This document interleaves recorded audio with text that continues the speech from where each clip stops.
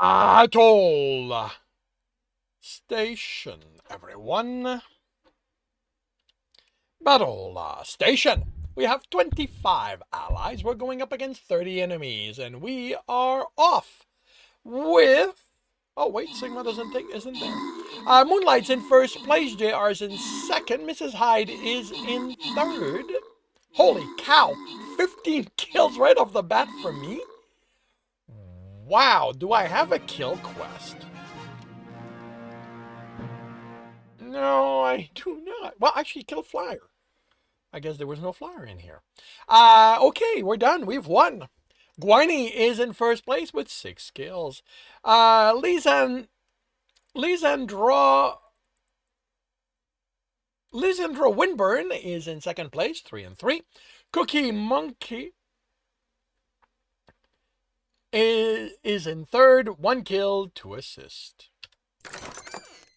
We have bombers and lancers that no one is currently claiming. So, Zucker Fjordauerhen gets bombed. Arcten Telemetros gets lanced. And we move on to a very hard battle before the skin chest. Well, we should reach the boss before I end the stream. It's going to be a half day today. I've got a doctor's appointment.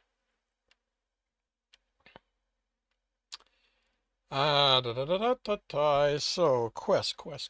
Bombers. So that's going to be this guy.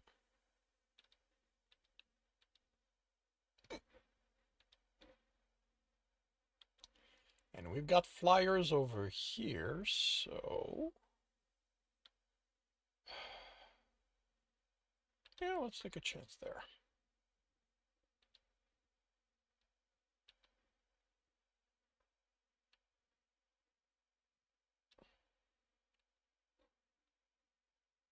And it is past 8 a.m. Time for me to visit the shop where monks get purchased. I'm above 20k. I get a refresh. I'm above 25. I get another refresh. I'm above 30.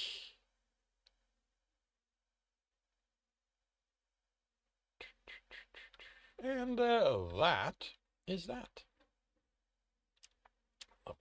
Half an hour to see how that's going to turn out. That goes like this. And on the viewer's side, where archers get purchased, I am above 50k. I get a refresh. I'm above 55. I am above 60. And that is that. Good morning, everyone. Good morning and welcome to Tuesday, second day of the work week. For those of us who work under that schedule, I hope the week has started well for you. I hope you are energized for the rest of it. I hope your week has not been too eventful. To give you a sense of how busy my morning is, this is my coffee, which I prepped 2 hours ago. I mean, I started drinking it 2 hours ago. I'm finishing it now.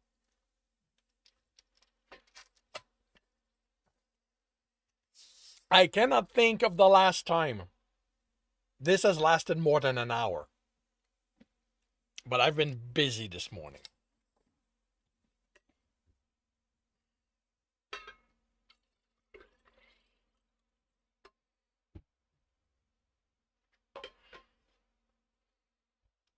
And I expect I'm going to be busy every Tuesday morning for the foreseeable future, although not as busy. Because basically, I have 9 chapters to do read and corrects. And for those who are used to this, I can only do 6 on the stream. So, hey, Akla, welcome to the stream. I hope you're doing well. All right. So yeah, this is read and correct today. So yeah, I had to do 3 of them before the stream started. Yeah. So this is read and correct. For those who aren't used to it, these are when I read chapters from my book and correct them. Since I record that, I will ignore the chat while I'm recording. So, yeah. And to minimize the chances of these running late, I'm going to start kind of now. I'm well. I'm a little busy, running a little ragged today. It's going to be a half day today. I've got a doctor's appointment to renew my blood pressure medication. So my doctor wants to see me every time that happens, every 6 months, and sorry, every 6 months. So yeah, all right. So I will start by confirming the microphone is off. Desktop is still off. Sorry, microphone is on. Desktop is off. Confirm on the correct screen. I've got the correct image up. I will start now, and see you on the other side. Welcome back to another reading and correcting with me, Kindar, the Tiger Writes, and Ty, the Tiger Supervisor. These are where I read a chapter from one of my stories and correct it as I go. If you want to listen to these live, it's every Tuesday morning, 8 a.m. Eastern Time on Twitch and YouTube. And if you want to support me, that is on my Patreon. Today we are doing chapter 51 of The Captain's Heart. Gregoran nodded, not trusting his voice, as concern gave way and desire returned. Jeremy had tasted good.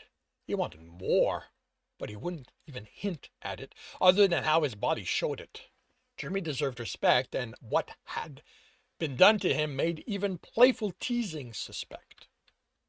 He stood once his breathing and heart rate were calmer, offering his heart a hand. Let's finish washing. Then we can watch a ballad. Jeremy took the hand without hesitation and he pulled his heart to his feet, making sure not to pull him into him. I'm sorry, Jeremy said, looking away. It was just I couldn't stop it, and I'm sorry. Gregoran applied light pressure with a finger on Jeremy's jaw to encourage him to look at him. You lost a battle, he said. It will happen. We will learn. We will learn, assess, and when you feel ready, attempt it again. We are together, Chair. We have time. Thank you. For what? For understanding? For being patient? Gregoran had to get over the confusion. Why wouldn't I understand or be willing to wait for you to be ready? I don't know. Exasperation slipped into Jeremy's voice. Maybe it's because of what they did to me or stuff I picked up watching too many romantic comedy, but I have to fight the urge to just give in to what you want. Like, you're going to kick me out if I don't let you do everything. If I don't let you do everything, no matter how I feel, and I will never push you out of my life, Jer. You are my heart. I can't live without you. No matter what difficulties we would deal with, how angry we might be at each other, at times, you will always be home at my side. You will never have to do something you aren't comfortable with.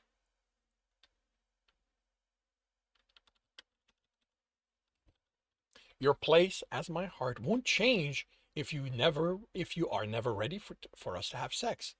Oh, we are so going to have sex at some point. Jer, no, Growl, I want this. Being with you, you touching me, and yeah, even having your mouth on my cock felt good when I'm able to keep that programming from getting in the way. So it will happen. He motioned to the erection. Not because you want it or because it's supposed to happen, but because I want to feel it all. He swallowed. I'm just not ready right now. Gregoran leaned in and rubbed his muzzle against Jeremy's cheek. He wanted to kiss him, but there was something inherently more sexual in having his tongue in another male's mouth than the affection of rubbing muzzles. They washed separately at first. Then Jeremy offered him his back, and Gregoran washed it, surprised at the tightness of the muscle. For someone who claimed not to be a warrior, Jeremy's muscles were well developed. Unless this was Earth or norm? Not every species developed the same, even when they looked similarly built. He'd have to look into it. When he reached the ass, he hesitated, but Jeremy nodded. So he proceeded, keeping his touch clinical, even if what he wanted was to caress it. When he turned and offered his heart the chance to return the favor, Then he turned, okay, this becomes an addition to the line, which he took. Then he turned and offered his heart the chance to return the favor, which he took. Dug his fingers into the soaked fur and to lather him, and massaged to lather and massage.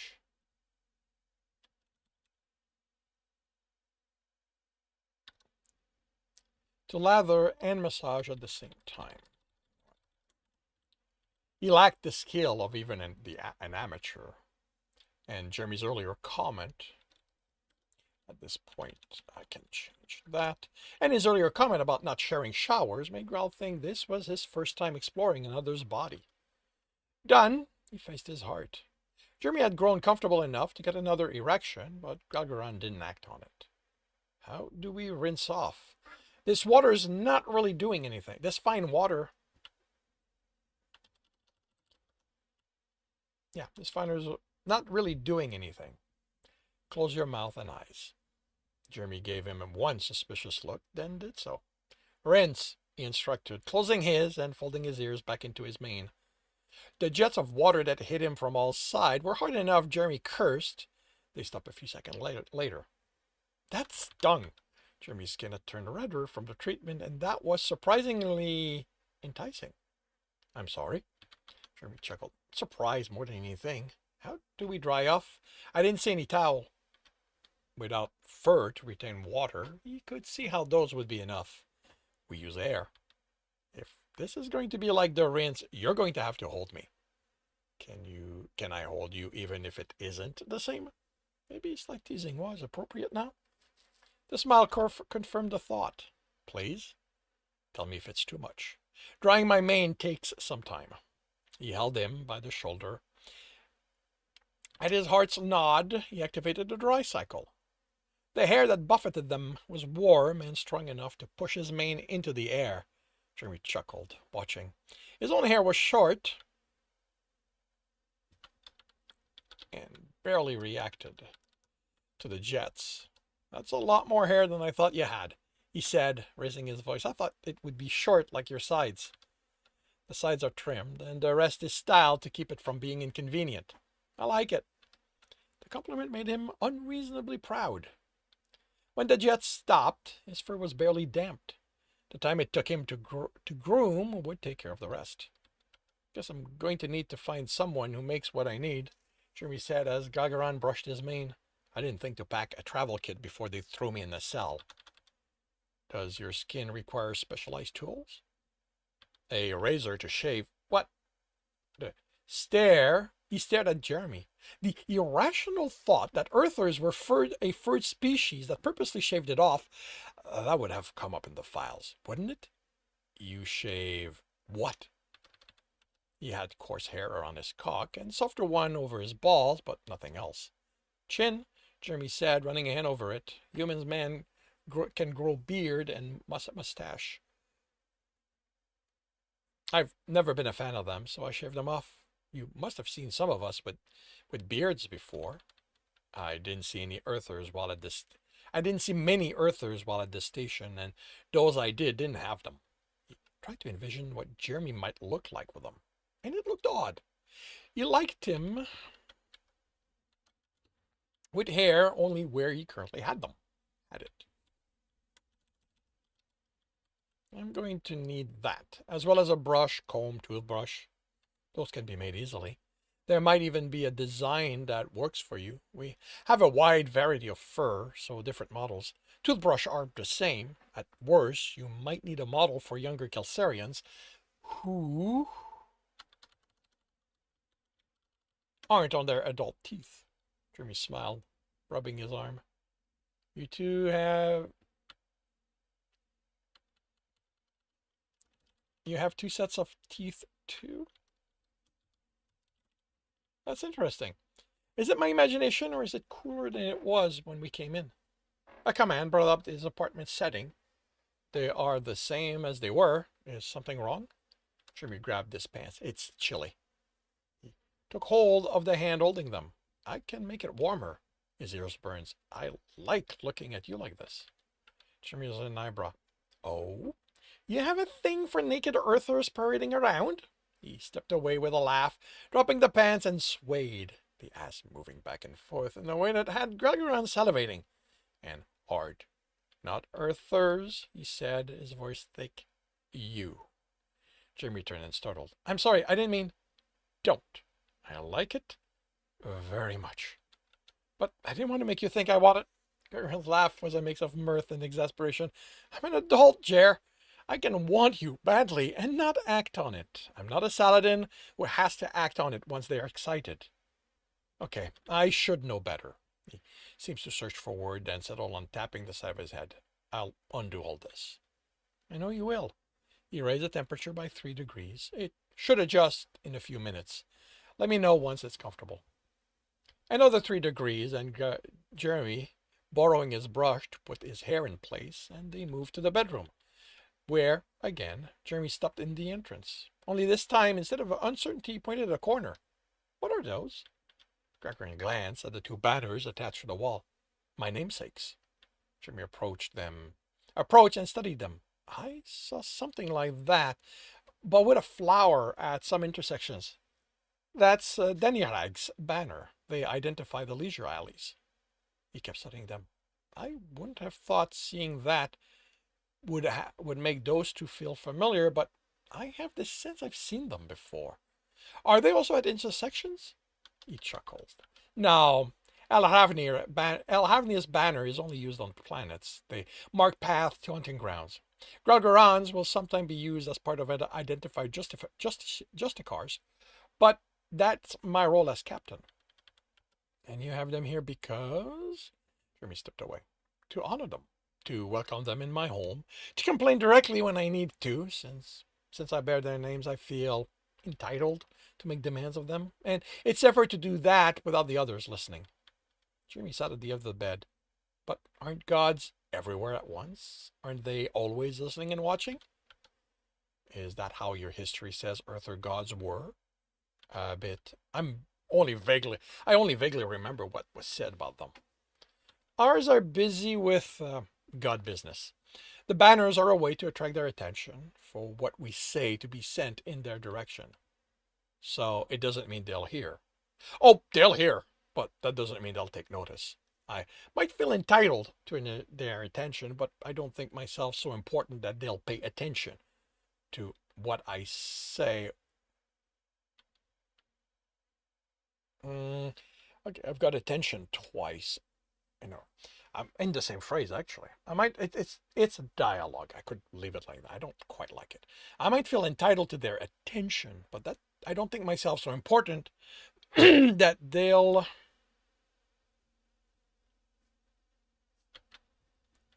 listen to me, to what I say over the countless others talking to either of them. It just makes me feel better after a long day to give them a piece of my mind. He reached for Jeremy, who nodded, and pulled him against his side before letting himself fall back. He settled until he was reclining and called up the ballad list. What do you want to watch? Jeremy chuckled, was nervous. I doubt you have the stuff I used to watch with my friends. I really don't want those kind of comedies. What do you enjoy? The classics. Okay. Hopefully I have enough Calcerians after one session to get the gist of what they'll say. If they were going for the classic, you might as well start at the beginning. Play Turixamian's Turn. That should be capitalized, since it's part of the title. He snuggled his heart against him and settled back to enjoy how his people came to be again. Turixamian stood over the world that stretched before him. The others had placed what they wanted over it, and creatures moved everywhere, played, stalked, frolicked, died. Everything was permitted, they'd been instructed, but the cycle had to be respected. Even Jez, who delighted in being contrarian to everyone, had obeyed, although she had pushed to the border of what could be done. He loved his sibling as much as anyone could love it, being constantly annoyed, but he didn't think her creation would survive. He had nothing on the world yet. He wanted something different. He returned to his workshop and looked over his attempts. Four-legged and eights, large and small, variation on what his siblings had made, trying to put his own touch on them. They had served as stepping stone toward what he felt, he wanted.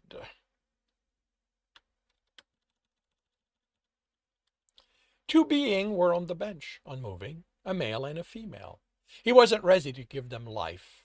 They weren't complete. Unlike his siblings' creation, they would walk on two legs, the way they did. He hadn't commented, but it felt their choice to put them on four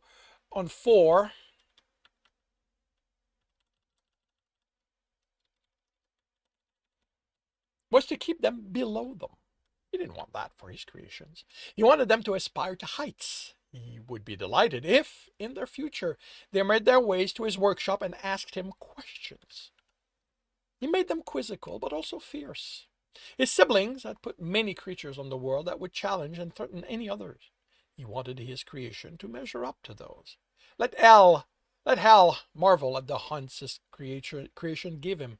Maybe they'd turn the odds, and they would sometime be the ones to hunt instead of being prey. But something was still missing. He turned to another bench and set about tinkering. He wanted something special for them, for each pair.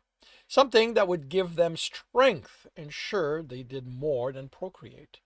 He wanted them to thrive, and for that they needed something more. So he tinkered and tinkered and tinkered some more. And what is my sibling up to that has him vanish from the forest? The female's fur was dark and messy. The fur of someone who not only didn't bother grooming, but abhorred it. He smiled. Come see, it's done. On the bench, his two creations waiting for the last part. Their chest open. What are those? She asked, with the usual disdain for anything she hadn't made. My offerings to the world. He took what he tinkered on for so long. Oh, and you think there's a place for them, and after all this time? He shrugged. They'll make a place for themselves. I gave them a little of you, after all. They'll be able to think of things no one else can. Her pride was short-lived, as she hadn't been the one to think of giving her creation that. She cobbled her creations the way she did everything, without apparent thought. She'd let the pieces tell her where they belonged and when she was done. And then she set it out, much to the laughter of the others, except Turuk Semyon. He never laughed. He loved and hated him for that. And what are those? She demanded, with the air of someone who understood how unimportant it all was. He smiled with pride. Those are their hearts, the center of their lives. That thing which will give them happiness and pleasure in more than survival. Carefully, he placed the heart in the male. It didn't move. He hadn't granted it life yet, but something changed. The features softened, and something like contentment showed. Happiness? She demanded. What do you think they're going to do with that? Whatever they want. With just as much care, he placed the heart in the female. They will be the master of their destinies. She snorted. They won't survive. Happiness doesn't see to feeding, or did you forget the rules? They will be part of the cycles. Cycle singular. Just like the others, just like yours, he added, unable to keep from making it a light jab. Ha! They're still there. He stared. He respected his sibling, but just tended to get carried away until she went too far. He hadn't expected her first attempt to survive. I'm glad. You seem to like them. He looked at his creation with fondness. They'll make interesting neighbors. They're not going to survive, she repeated almost petulantly. Maybe not, but it will be of their own making. He raised his voice. Salmiele! The male appeared in a shower of stars, shorter than both, leaner, but so much swifter. His creations ran faster than any others, jumping mountains and over oceans. What can I do? What can I do, Sib? Oh, what are those? They're pretty. Hell's creations are going to love them. Are they going to be tasty? Turuk Semyon laughed. He'd made sure there was some of Salmiele in his creations, too. He put something of all his siblings. They might be his creation, but he wanted them to be a little of everyone. They're going to the world, so I need you to be ready to take them there. They could go, they could all go to the world, but Sal was the swiftest of them.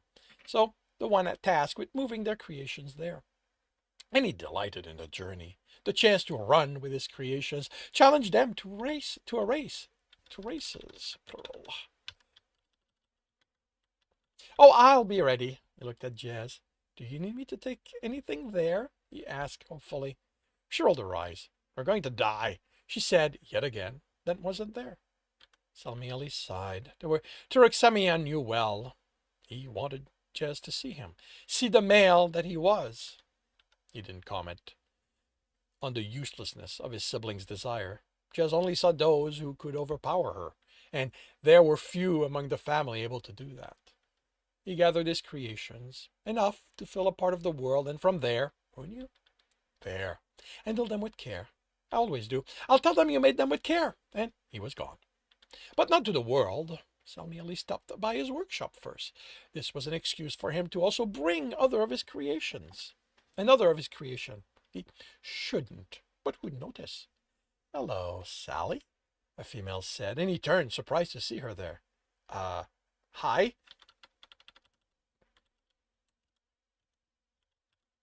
Just William? He searched for something to say, a way to impress her. Do you need me to take something to the world too?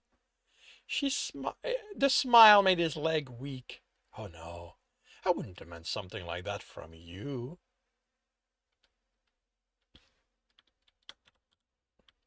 I'm here for you. She stepped to him, ran a hand through his star-filled fur. I've seen how you look at me, you know. She leaned in, rubbed her dark muzzle against his bright one. I like you too, she whispered, and he whimpered. Let me show you how much. She took him with the madness only just Billiam could muster, and once she was done he lay there, sleeping and satisfied in a way he might never be again. She took advantage of his slumber to take what he carried out. Ugly little thing, she said, looking at what Turek Semyon had made. He thinks he's so smart. Happiness, she snorted. All that's going to do is leave them weak and malleable, not ready at all. She snorted again. I'll show him what they should be. She took two out. She couldn't tell what they were. Genders had been part of the rules, but she'd made hers so it was obvious. Males so much larger than the females. They'd take what they wanted. These were the same. Of course, they weren't going to survive. They'd be too happy. But that was easily fixed. Nothing got in the way of happiness like want. And what better way to make his siblings' creation want than their own heart? She took it out of the one and swapped it with the other. Then she did the same with another pair and another, until they were all swapped. That way, even if they were able to reproduce, the pattern would continue. Forever, they would have to search for their heart, if they wanted to be happy. When she was done, she left with a second look at the mail she'd used. When he woke, Salmieli was too satisfied to wonder how he'd let this package go. He gathered it, hoped he'd get to see Jill's Busium again, like this, and set out to make his delivery. That concludes chapter 51 of The Captain's Heart. If you are enjoying this, please leave a like. If you want to know when the next chapter will be up, subscribe and hit the bell. If you want to read this story, it is available on Ream Story. And if you want to listen to these live, it's every Tuesday morning, 8 a.m. Eastern Time on Twitch and YouTube. Links are in the notes, and with that, I shall wish you a good day.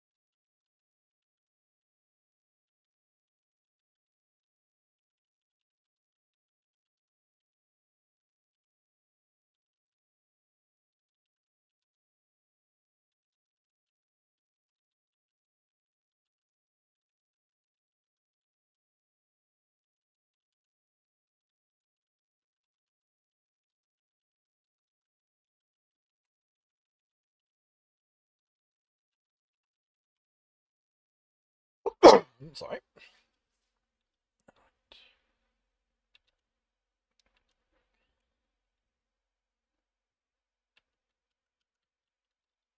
No, not as a doc, as a PDF.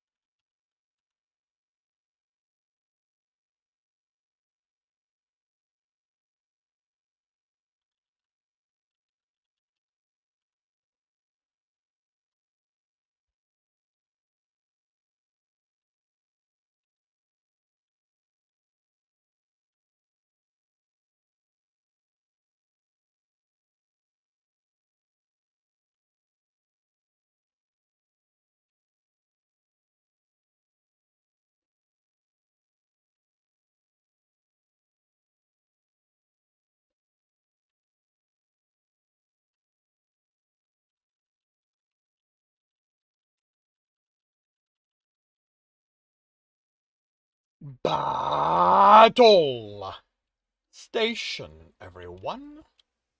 Battle station. We have 36 allies. We're going up against 50 enemies, and we are off. Really? Did I not get any of them? Anyway, Mrs. Noodle's in first place. JR takes over that. Mrs. Noodle is in second. Arc10 was in third. Clean Wooski is now in third. Arc10 takes that over again. JR is in second. Noodles takes over second. Mrs. Noodle takes over second. And with that, we're done. We've won. And, oh, cool. Actually, before I place anything, I need to be polite. Let's do that. Mrs. Noodles is in first place with 14 kills. JR 926 is in second place. 4 kill, 8 assist. Arc10 Telemetros is in third. 2 kill, 10 assist. We've got gold. We've got shinobis. We've got nobody claiming either of those. So, JR 926 gets gold. Arc10 Telemetros gets shinobis. And I get scrolls. And we move on to a skin chest on the way to the gold one. Before I place anything, I need to clear quest. So that is done. Cool. This is okay. This is done, but it's a chain, so I need to put 3 and then 4. I don't know if I'll be able to do that this morning.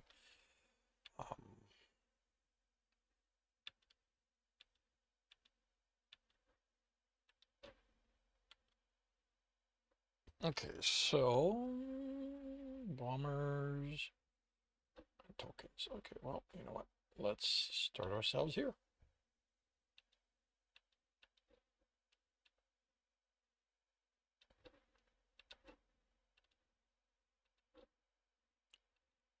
It's done. You really? I should have. Yeah, that's basically why I need to. Oh well, that's fine. Half an hour to see how this turns out. I forgot to turn the. Oh well.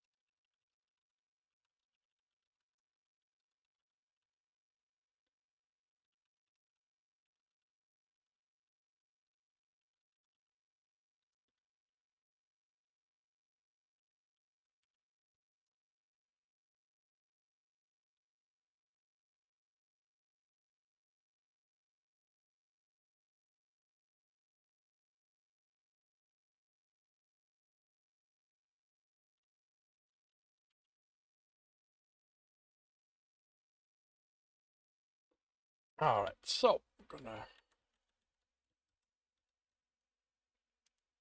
I'm gonna start the other chapter by confirming the microphone is off, leaving the desktop audio off. What? Confirming the microphone is on, leaving the desktop audio off, confirming I'm on the correct screen. I have the correct image up. I'm starting the recording, and I will see you on the other side. Welcome back to another reading and correcting with me, Kindar, the Tiger Writes, and Ty, the Tiger Supervisor. These are where I read a chapter from one of my stories and correct it as I go.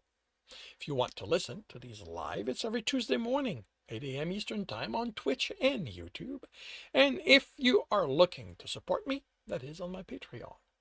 Today, we are doing chapter 52 of The Captain's Heart. Jeremy didn't like the female with the messy fur, Jez, the other characters called her, which he associated with Jezbiliam, with his new understanding of the language told him meant inspiration as well as madness. He was surprised at how much information he had about the Kelsian's gods' about what the Kelsian's gods' names meant, considering he'd only received one session and most of the dialogue confused him. He got just enough from that and the action, well, what the characters did. He couldn't think of it as an action. He couldn't think of it as action to get the gist of the plot. But he didn't like her. She was self-serving. She'd smeared the work to Roxamian did at Charm Salmiali, whose name meant traveling as well as message or communication, just to gain access to what he'd been entrusted with and mess with it. Gargarena told him how she'd switched the hearts around when he'd explained what the word meant to them, and now he watched her do it, then leave without thought for the man in the bed. He woke and hurried to gather the package, then left. In the next scene, he was at the edge of a forest, placing it down, and the people exited it as he vanished in a cloud of stardust. What followed was a scene of the people moving about, getting to know the area. Then Salmiali was back where the gods lived, a forest, with the occasional building.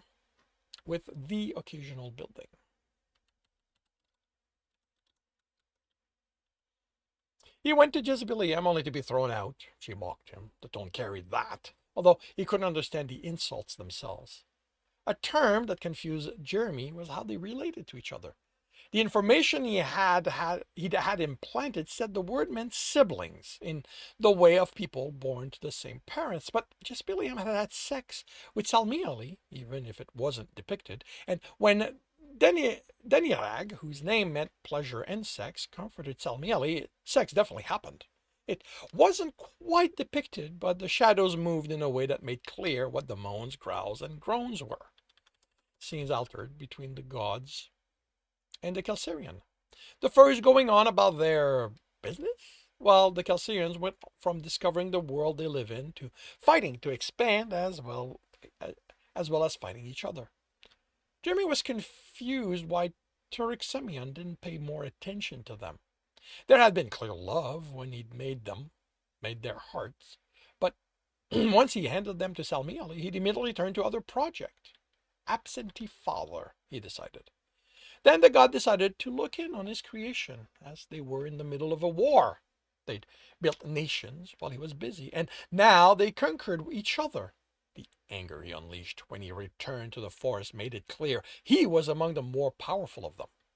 Eventually, he learned of Jezbiliam's action, and he was pissed. Jimmy thought he'd kill her. He held her by the throat, claws piercing skin as he demanded to know why she'd done something so horrible.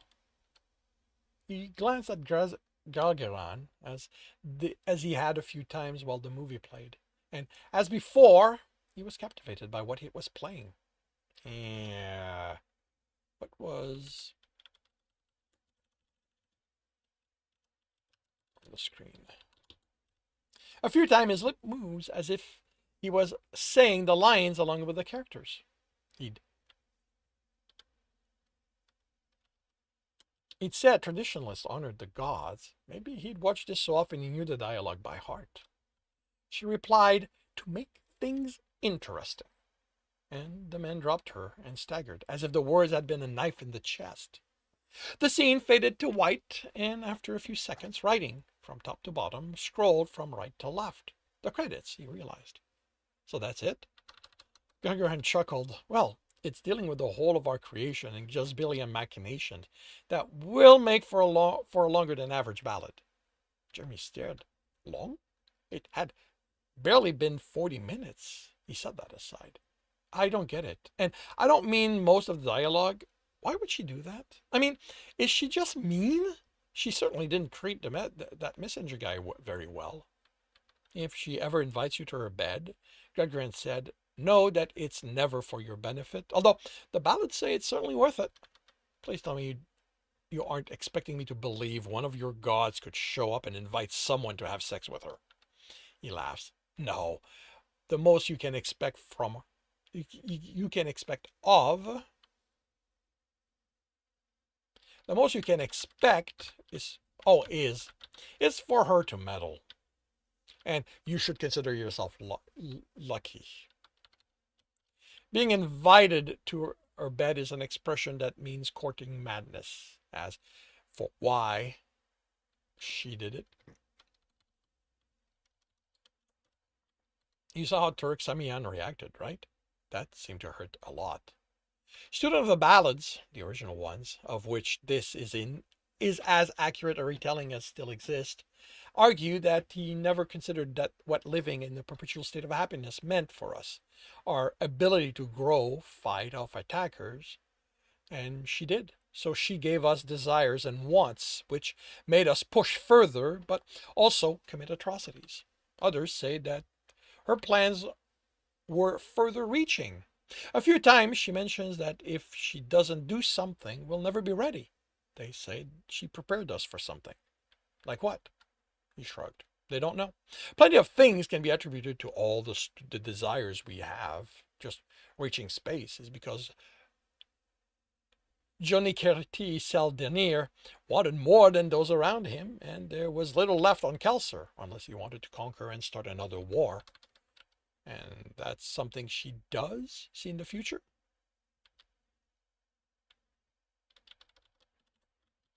Gagarin hesitated. No, that isn't part of her domain. Inspiration is what she holds, but her domain is next to Santarina's, and she can see through time. She is the god of seers. What does her domain being adjacent have to do with her prediction? It's complicated. Did you get the part where Turek Samian put some of his siblings into his creations and to us? Jeremy shook his head. Must have been in dialogue. Well, he did, even if none of those are part of his domain. What the gods can do isn't precisely defined the way a program is. They have their domain, and then there is how far they can reach through the others, and borrow is the wrong word. Take? Gagarin chuckled. No, copy would be better. They don't take something away from the other gods, but they can still do that which is their domain in a smaller way. Turek Samian is one of the one with the furthest reach. After him, to take Amongathin, Danirag, Xenilia Aran, where's Jasm on that? Much lower. But she isn't one to respect the rules. But with Centarina next to her domain, reaching into it is easier. Reaching into it is easier, so it might have been more than insanity that drove her. I don't know I'd want a god. I don't know that I'd want a god I can't trust. Oh, you can trust that she's looking after us, that what she does is to help. You just have to hope for your sanity to survive the process. Gagarin looked at him with a smirk. What? I wasn't always sure my sanity would survive her meddling with us. Jeremy rolled his eyes, but didn't comment. Different cultures. And it wasn't like belief. there was intelligence behind what happened, made it less significant than it happening at random. Do you want to watch something else? Jeremy shook his head and snuggled against his heart. I'm ready for sleep. It's still early. He chuckled. I don't think our clocks are aligned like that today. And I actually didn't get any sleep last night. I didn't want to risk the ultrasonics affecting me more than they did. That nap I took in the psychologist's office has worn out. All right. Garan moved until they were chest to back. Jeremy pressed against the other man's chest. If this makes you uncomfortable, he said as he continued adjusting their body together, we can change position, but this is the most comfortable I can be. The erection pressed between his cheek, and surprise kept Jeremy from speaking. Even the ooze didn't immediately manifest.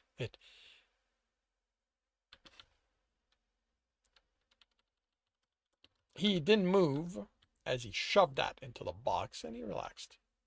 Gagaran licked his cheek. I am so glad you are finally with me, Chair. I have missed you for so long. I'm glad too, Grell.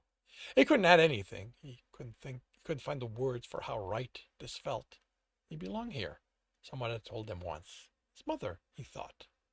And he was finally here. Jeremy woke with two realizations. He was alone in the bed, and he had to go. He extricated himself and ran for the shower room and the toilet behind the door at the back of it. It didn't open, and he collided with it. The pain and surprise stole most of the willpower he'd used to hold it, and barely made it in the shower in time to let go over the drain. He closed his eyes in relief. The door opened and closed. Morning, he said, and got no response. He looked around as he finished. Gagaran wasn't there. Had he imagined the sound? Are you done? Came from behind the closed door. He shook it. Yep. The door opened, and the Kelsarian ran past the shower without looking in Jeremy's direction. He stared at the hall, where he'd vanished to, trying to understand what had caused that. He quickly washed up and found Gralgaran pacing in the bedroom. He looked at Jeremy, then away. Is it an earther thing? He asked, sounding worried, because if it is, I don't know if I can... Is what an earther thing? That, he pointed towards the shower room. You doing it like that? I had to go pretty bad and the door didn't open. I was in there. Yeah, that's obvious now, but it wasn't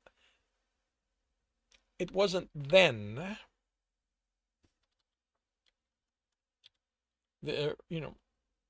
But it wasn't then.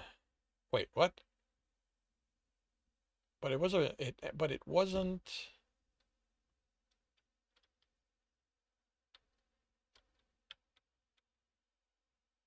Oh, but if. Okay, let's see. Then this is the end of the phrase.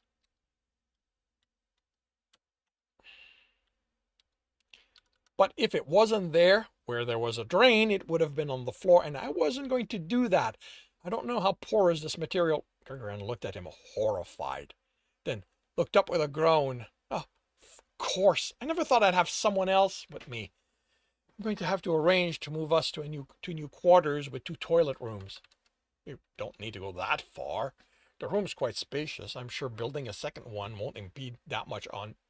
Gagaran looked at him again, utter disbelief mixed with the horror. His ear vanished in the main. You want both of us at the same time in... We can't do that. I'm missing something. It's just taking a dump or a piss. Gagaran looked like his father had the first time Jeremy said fuck in front of him. He'd been 7 and Byron had dared him to. You can't, don't, that isn't... Okay, Growl, maybe you need to take a breath. The whole thing would be funny, if you were sure of it, if it involved other people. I promise nothing I did or said was meant to offend you, but I'd like to know why.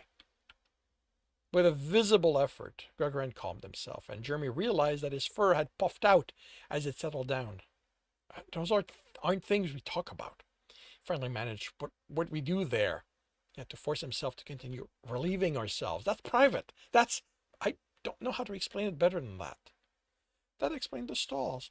Even if all it had contained was the urinal, they didn't have the sinks to wash at that Gagarin's toilet room had, but he had noticed the furtiveness of those washing their hands. It also explained the somber atmosphere. If it was so private, Gagarin had to was this put out, using a public restroom couldn't be enjoyable for them. Okay, so no talking about what takes place there. You don't have to worry. Doing what I did only happens in an emergency. I'm sorry for, Jeremy chuckled. I ran out on you twice. I think I can accept you doing it once. Gagarin chuckled. I don't think I've ever been so. Is there anything you want me to do before I suggest we take a shower? Run a cleaning cycle. Gagarin said so fast he looked away. I'm sorry, their smell. Right, you have better noses than ours. He returned to the shower and was confronted with a problem. How do I run it? Just tell it to clean itself. Does it understand English? There was an exasperated snarl. When he spoke again, it was in Kelserian, and he was by the door's room. Activate deep clean shower cycle. The water shut out and looked like a hurricane in a box. It's going to take a while. We can go out and eat until Jeremy joined him outside the room. Don't you have a printer? I'm not difficult when it comes to breakfast. You'd rather eat printed food? Please tell me you aren't going to freak out again if I say yes. He laughed. Why? It's not as good as the food the eatery serves. It's fast, convenient. I can have it and my coffee ready before I'm done dressing. Then it's just eat and get to work. So it's because it lets you spend more time working? Jimmy considered it. Well, yeah.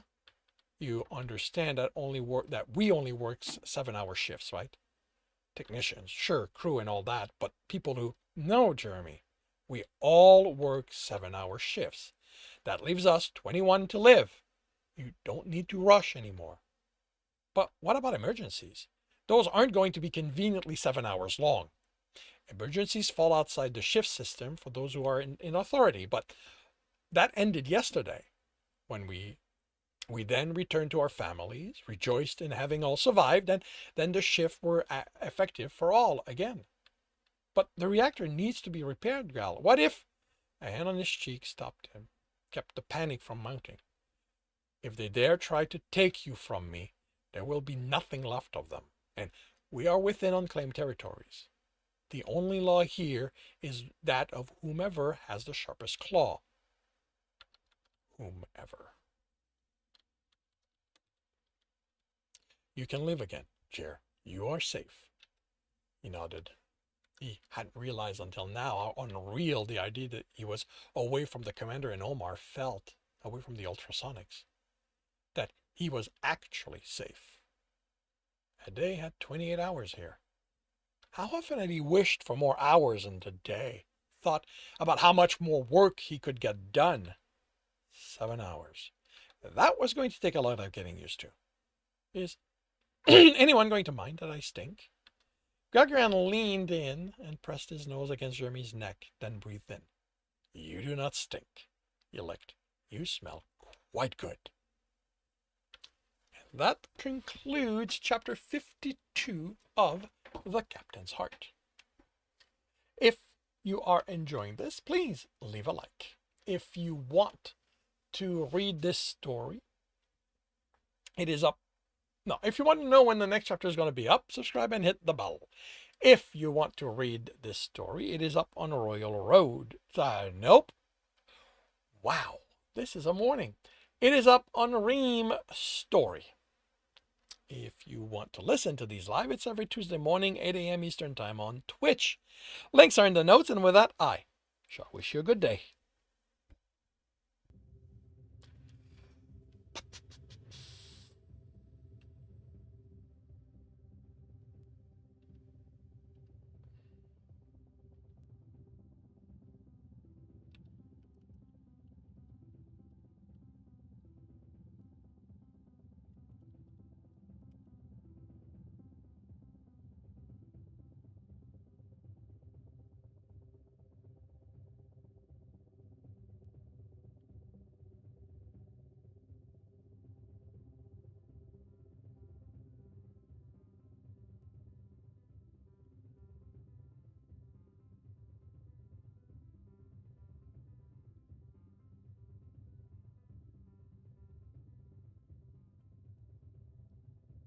That is done. That is done.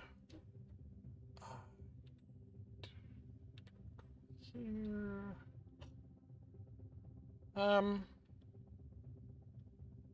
Oh, right. I forgot.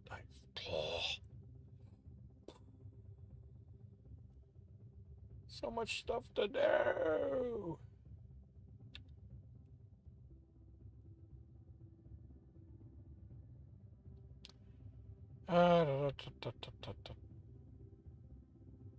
No, that's Jeremy.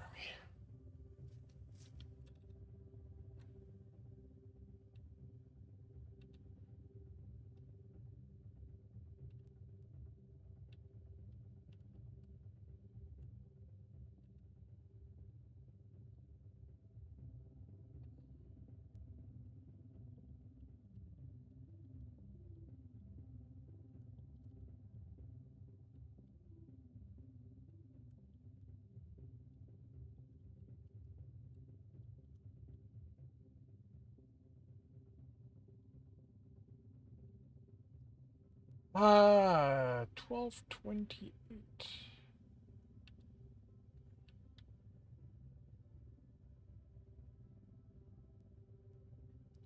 12:28. So.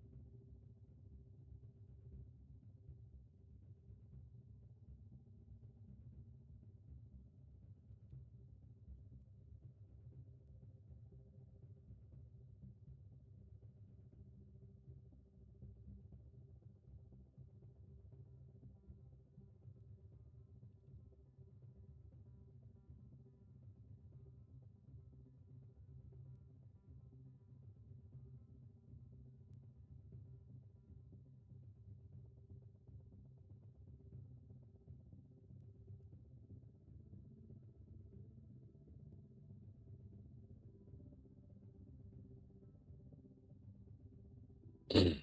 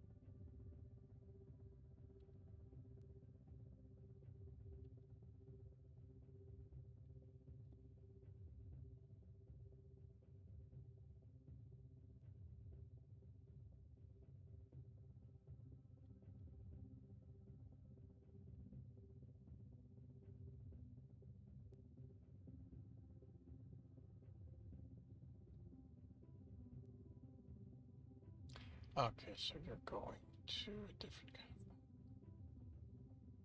kind of. Yeah, let's go with brush.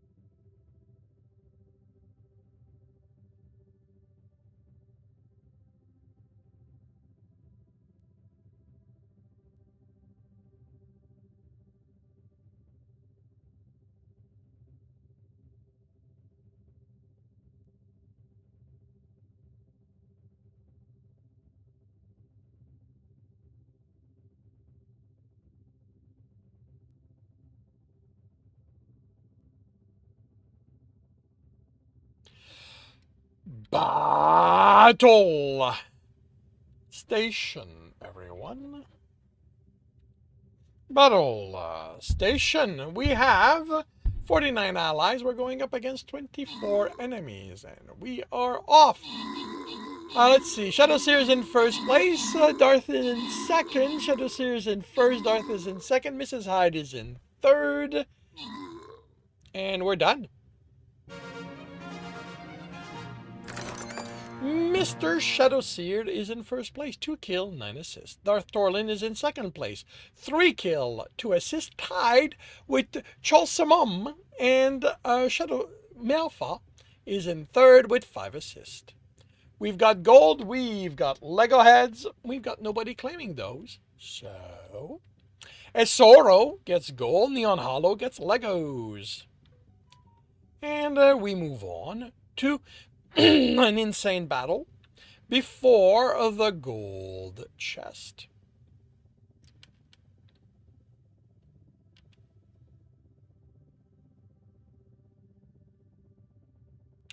And let's see, what do I have here? Place bombers, token, unit in battle, make battle plans. Okay, so it's bombers again.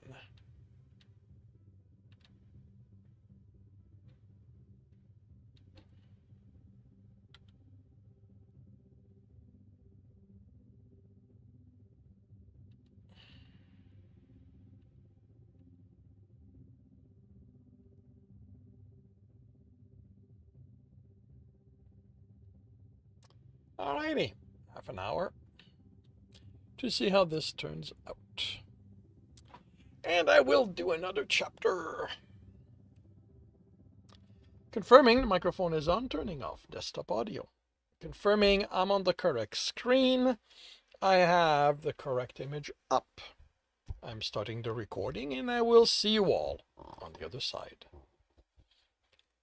Welcome back to another reading and correcting with me, Kindar, the Tiger Writes, and Ty, the Tiger Supervisor. These are where I read a chapter from one of my stories and correct it as I go. If you want to listen to these live, it's every Tuesday morning, 8 a.m. Eastern Time on Twitch and YouTube. And if you want to support me, that is on my Patreon. Today we are doing chapter 52 of The Captain's Heart. Actually, no, chapter 53. Do you always eat the same thing? Jeremy asked as Gagaran added mirik sauce to his tray. What do you mean? He grabbed one of the plate of rolls with Hushan and added that too. It's always meat with sauces. We are meat eaters. Earther's diet is broader, right? Yes, but there's other stuff in there that's filled with paste. Gagaran looked at the plate he held. Durham, it's a grass, I think. Never really got into the food preparation thing. I know it's pounded and blood is added to make it into a paste. He looked over the counter. Cook, blood is used for the Durham paste, correct? If we can get it fresh, Captain, she replied. Otherwise, it's Olivan's juice. Thanks. He grabbed a glass of Asperial. So you don't only eat meat. Why not make that into a pancake? Add syrup for sweetness. You'd best ask one of the cooks. Thar did all the food preparation when I lived at home. But I named that short. It means you are really close to you. They are really close to you. Father or mother? Do you have coffee? Jeremy asked over the counter. The cook looked confused. He doesn't understand Earther. All I know about coffee is that it's a popular Earther drink. We don't have an equivalent. Caffeine, then? It's a mild stimulant. Do you have a medical condition I don't know about? He looked at the cook. Do you have any drinks with a stimulant? No, Captain. That would be handled by medical. No, it's just something I like to drink. It comes from a plant on Earth. I don't think you'll be able to get something like that on the ship, then. He scanned his bracelet. Unless you have a medical condition that requires stimulants, I don't think you can convince a medic to prescribe you any. Jimmy smelled the content of a glass and placed it on his tray. I'll be fine. He scanned his bracelet again. So you have to pay for the food? Jeremy indicated the bracelet as they headed for a table. No, eateries don't charge. We have to scan to keep a tally of the flow of people. It's automated administrative stuff I don't even have to look at. It's sent home with my reports, and someone there looks them over.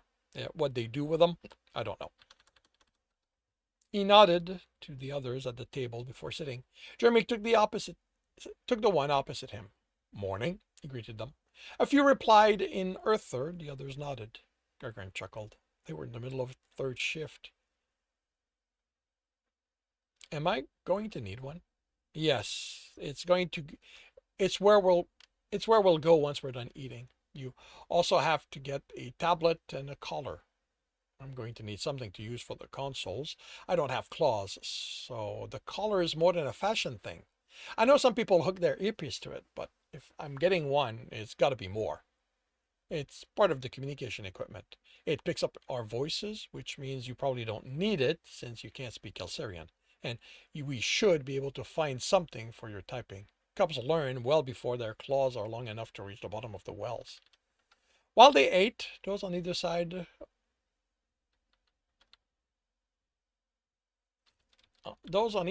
who spoke English, spoke Earther, asked Jeremy questions about his planet, his family, if he liked the ship. One asked how he should address him, and Jeremy didn't seem to know how to answer. I can't say I'm the engineer, right? That's Alex. That got him stares. He looked confused for a second, then his skin turned deeper pink, as it did when he was embarrassed. I can't pronounce his full name. I'm not his. I haven't even met him. Caught his breath. You should get in the habit of using people's titles, he told him. That's going to take some getting used to. Unless I was dealing with a direct superior, I've pretty much always used people's name if I knew them. Then you'll want to get used to explaining why you are using Alex and Queric's short name, which you just did. Gargarin smiled. Alex is a dear friend. And Queric, who I consider a friend, by the way, he told the others. I am hoping to deepen the relationship we share. In this case, I use his short name as an indication of my desire to get to know him better. I know he's interested. If I wasn't, I'd use his full name in a situation like this to avoid pressuring. You guys have an interesting social system when it comes to names. And that led to Jeremy having to explain to the others the Earther's naming system, or one of them. As he was quick to point out, just as on Kelser, Earth had multiple cultures, not all of which used the same naming system. The fact Earthers linked their lineage to their names was the aspect Gargarin found fascinating. The only Kelserian culture he knew of that did that were the pirates. Jeremy's identity bracelet was the first thing they handled with a visit to the ship's general administrative office. It dealt with the duties that didn't need constant handling, of which the census was one. Instead of a clerk, Jeremy rated the administrator's service, and the male behaved like a juvenile, courting his first sex. Even after Gargarin warned him to be professional, the man barely managed it. He even offered his short name to Jeremy. I'm sorry, Gargarin said. Why are you sorry? Jeremy replied with a nervous chuckle. You aren't the one who was all over me like that. His blush diminished. Didn't you say they'd respect it if I told them I wasn't interested in that level of relationship? He snorted. That was beyond inappropriate. He just met you. He sighed. But, as the sole Earther representative on the ship, you have become known, and some will. Some people crave the exotic. Like you? Jeremy's smile was teasing. He laughed. No, I crave you. I've never had an interest in other species. As for the name, that was what I'm sorry about. Not everyone respects boundaries. Jeremy took his hand tentatively, then wrapped his arm around Galgaran's. It's the arm, not the whole. And leaned into him. Well, you don't have to worry. I'm not taking him up on that offer. I'm not worried. Getting the tablet and artificial claws proved less eventful, although they drew gaze as they visited the shops, but people kept their distance. Clothing was the one thing Gregorian hadn't considered, and Jeremy's requirement proved interesting to those who sold them. The Bane didn't have a tailor. He'd never considered he needed one, and no one happened to be related to any of the crew. The best Jeremy could get was for them to scan what he wore and have copies made printed, which he was fine with. It's just clothing, he said as they left. So long as it keeps me warm in your slightly cooler temperature, I'm okay. I'll be okay.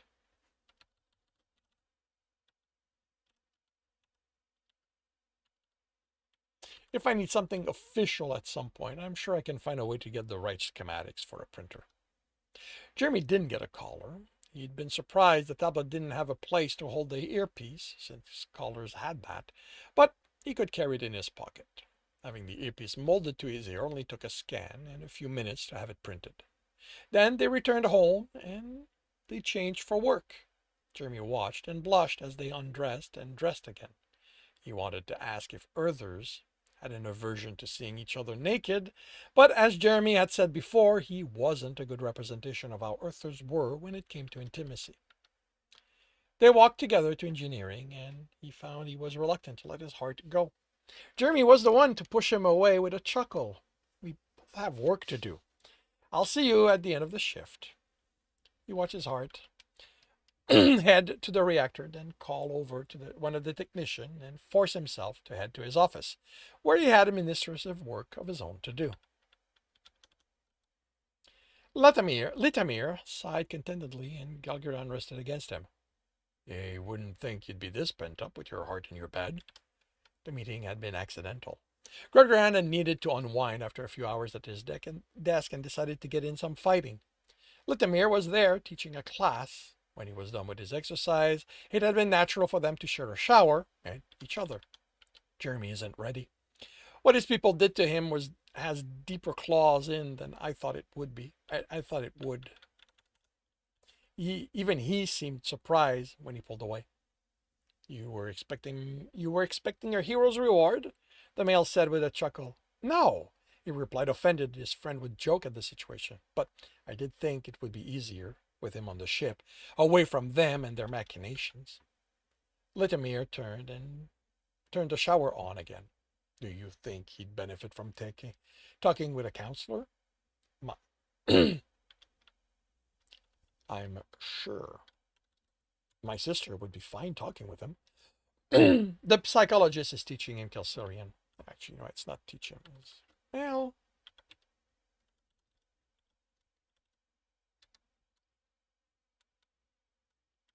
implant. Implanting is Kelsarian. I'm sure that if she feels he'd benefit from counseling, she'll recommend it. He lathered the male's back. Otherwise, how is he adapting? He's fine. He finds our names interesting but confusing. Some idiot came on to him, and he's an administrator. Someone's feeling possessive? It's the lack of respect. Jeremy told him he wasn't interested, and he still said to call him such. It's just, Jeremy's just arrived, and they know that. I mean, we all had an emergency situation as an announcement of his arrival. It's not like no one talked about it. And that male isn't even giving him time to get used to us. We arrived for his ID bracelet, and immediately he's on him like they'd shared a bed for years. How did your heart take it? I seem to recall Tom mentioning something about him running away from you when things got too intense once. Twice. And he was understandingly embarrassed, but he stayed by my side. That's progress. Are you two doing anything after shift? I'm sure Lil will enjoy meeting him in a smaller setting. Maybe another time. Until he's done with the language implanting, I think it would just leaving feeling, it's not more isolate. Feeling isolated. The invitation stands whenever he's ready. Maybe something social too. We could all go swimming. Gregorian laughed, earning himself an odd look from his friend. So he explained about Jeremy's discomfort with nudity. And that concludes chapter 53 of The Captain's Heart. If you are enjoying this, please leave a like. If you want to know when the next chapter will be up, subscribe and hit the bell. If you want to read this story, it is available on Ream Story. And if you want to listen to these live, it's every Tuesday morning, 8 a.m. Eastern Time on Twitch and YouTube. Links are in the notes, and with that, I shall wish you a good day. Hey, Stoogie.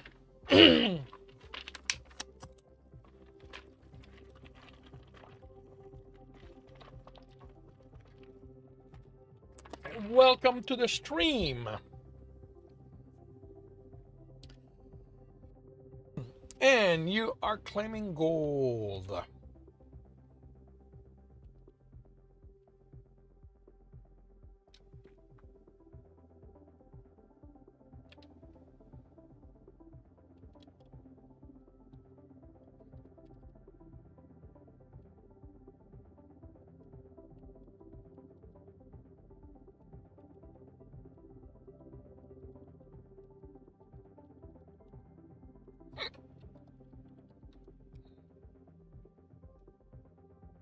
You have been you have been added to the list, Captain Stogie. You will be, so long as you show up in the battle, you will be getting gold when it's available. The caveat being that if more than one person claim it, I will be rotating it between people. You will be there for 7 days, and anytime that I notice you in the chat, I will be resetting the clock.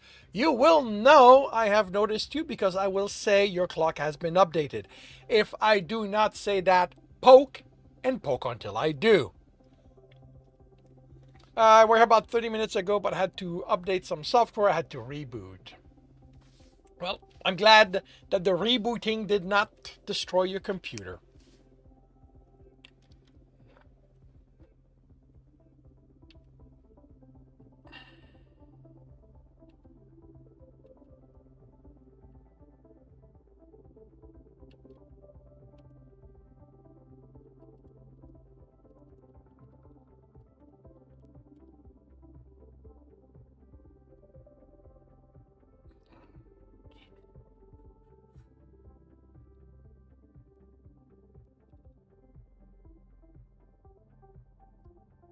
And otherwise, how are you doing today? How's your week coming along?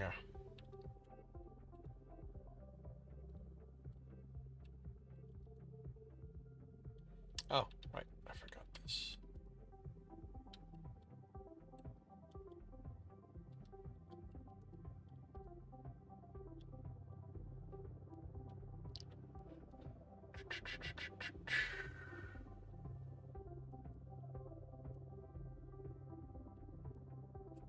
Second, so that makes this the 4th.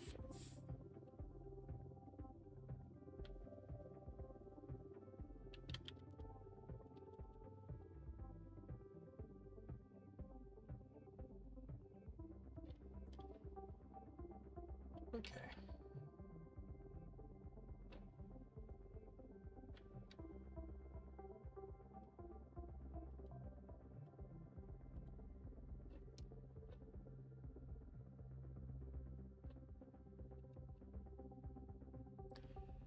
Celebrated a weekend in Savannah with your wife. First year anniversary. Congratulations. Mine is going well. My weekend was nice and relaxing. This morning was very busy, but actually I got out of it, and with the help of people. Why do I have two of these? An actual cover for Stepping Wild.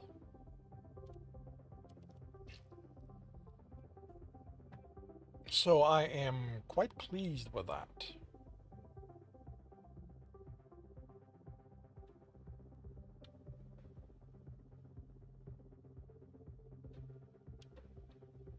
But but yeah. So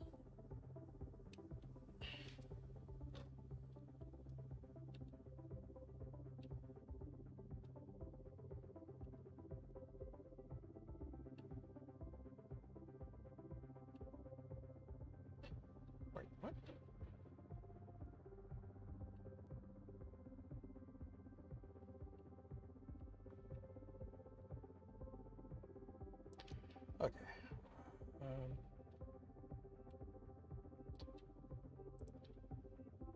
Did I not do this? Nope, I had not done that.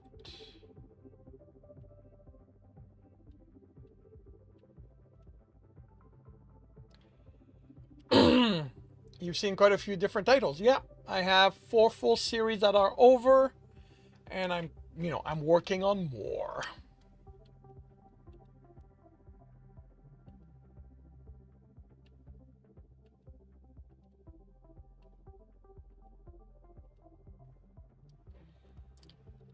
Da, da, da, da, da, da.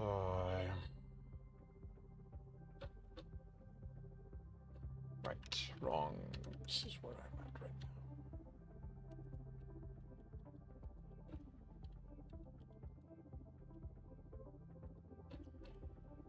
now. Hopefully I'm not gonna... As I said, hopefully I'm not going to screw up.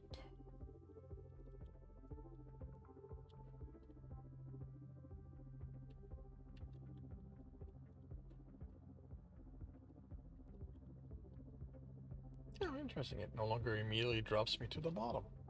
That's neat.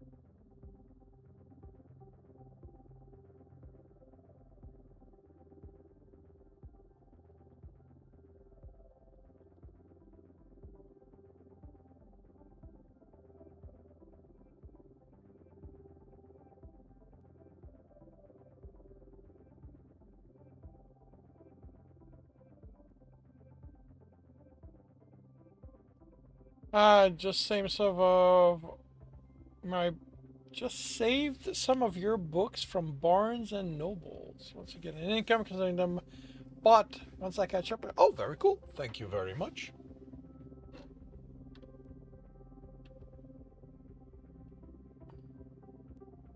And just to be clear, you mean from the online store for Barnes and Nobles, not the physical one, correct?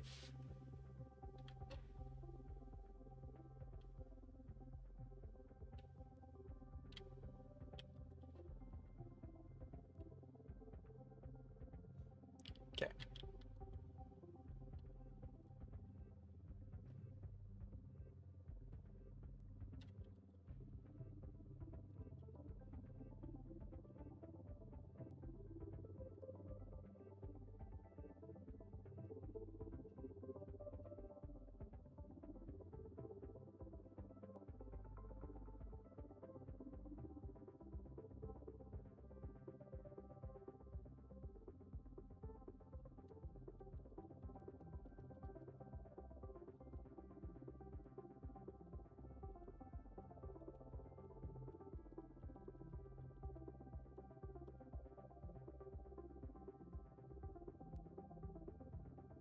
You see 4 available paperbacks. Others are online.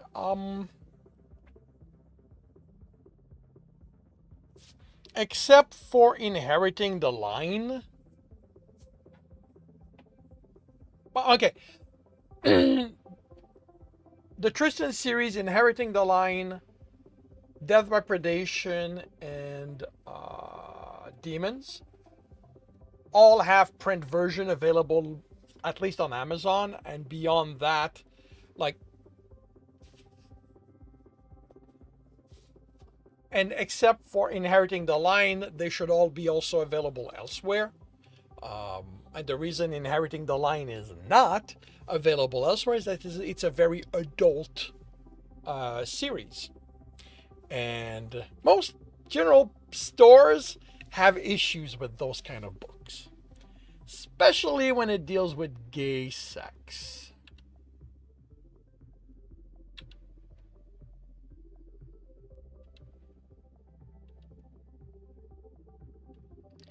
You're going to go see. I'm going to go see. Actually, no, that's the right one. All right, let's see if I'm. No, I'm actually not very much behind. Actually, no, I'm not behind at all. That's cool.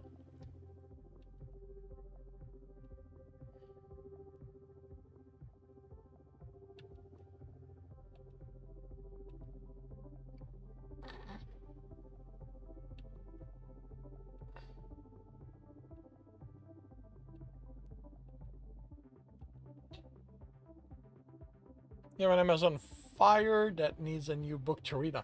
I like, do not feel forced to go outside of where you want to go, unless you are looking for a book that's not available elsewhere. Um,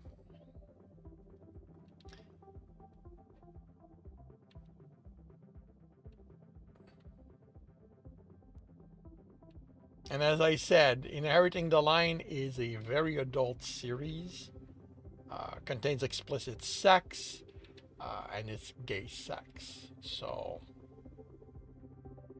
you've been warned. Zach is back, but he's gonna be. Let's go with Fuji.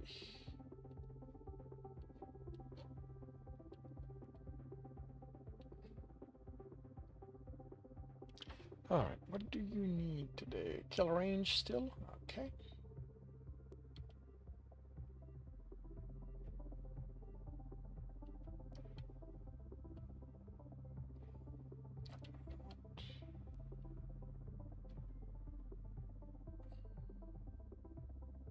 Berserk's back.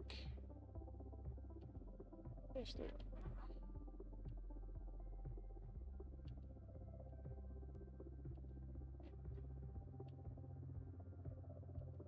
It's gotta be tokens. No, that's battles. Really? I was expecting that to be tokens.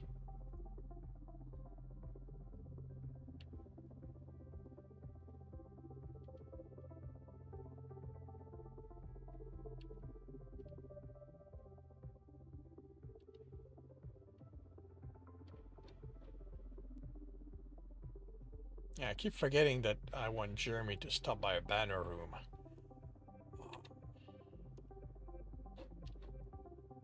Okay.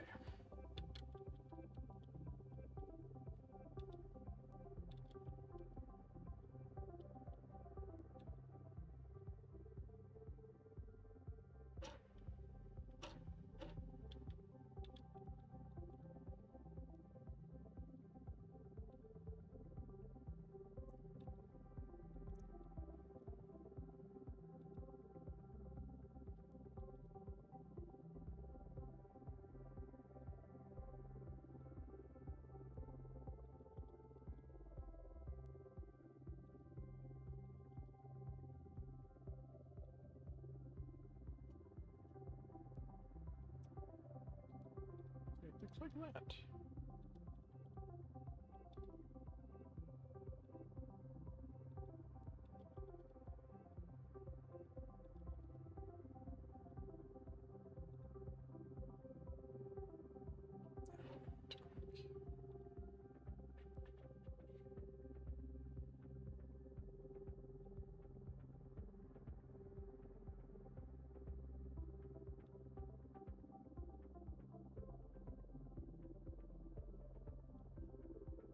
Okay, that's done.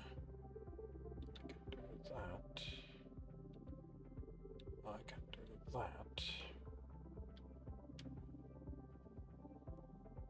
I can put you here, here.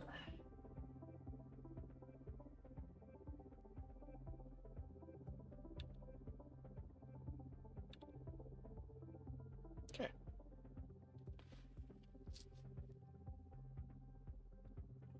Will be right. That'll be that. I am at chapter 4. Correct.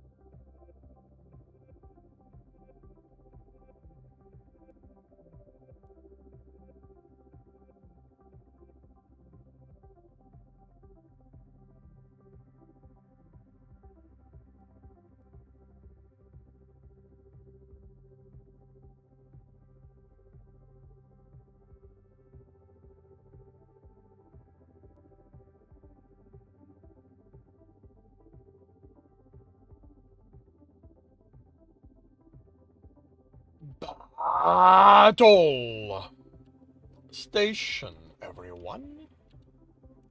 Battle station. We have 66 allies. We're going up against 69 enemies, and we are off.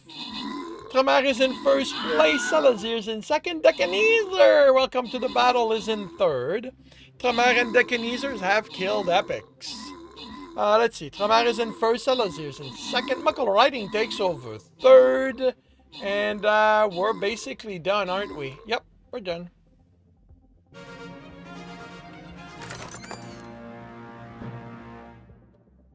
Tramar is in first place, 25 kill, 12 assist. Salazir is in second place, 2 kill, 24 assist. And Muckle Riding is in third, 1 kill, 10 assist. We have gold. Do we have a Stoogie in the battle? Yeah, the captain's here. We've got Lego heads. We've got busters that are not claimed by anyone. So, Mono Bear gets busted and Mrs. Hides gets Legos. And I get scrolls. Then we move on to a gold chest. Before the boss.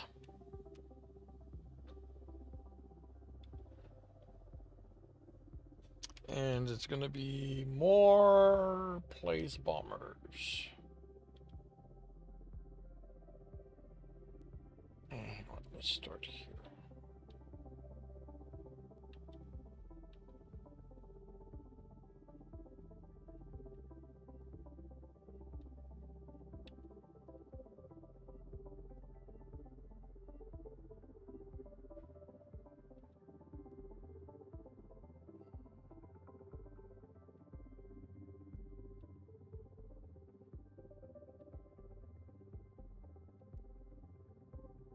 Alrighty, so half an hour to see how this turns out. And I will start the next chapter. by confirming the microphone is on, turning off desktop audio. Confirming I'm on the correct screen, I have the correct image up. I'm starting the recording and I will see you all on the other side. Welcome back to another reading and correcting with me, Kindar, the Tiger Writes, and Ty, the Tiger Supervisor. These are where I read a chapter from one of my stories and correct it as I go. If you want to listen to these live, it's every Tuesday morning, 8 a.m. Eastern Time on Twitch. And if you are looking to support me, that is on my Patreon. Today we are doing chapter 4 of Stepping Wild. Yeah, of course I forgot. Tips focused on his reserve again. It was his daily essence exercise aimed at building up his rank, rather than learning new ways to use what he had. Back, before the guild punished him and stripped him of the essence he had, he'd been somewhere between Rho and Lambda, although his multiple elements had made it difficult to figure out where he'd fit, especially since he hadn't been able to tell his teacher about it. He'd also broken through stages out of desperation at not being killed much sooner than he should have been able to. He'd cracked the walls of his reserve and filled his channel with it. It is essence. All the way when he'd been Upsilon, instead of it being part of how a runner became Lambda. Now the density of the essence in his nearly bottomless reserve was no more than that of when he was Upsilon, and his walls were unbreakable, it seemed. His problem was, in part, that he hadn't had to crack them the guild way. Bardic, wait, that should be K, shouldn't it?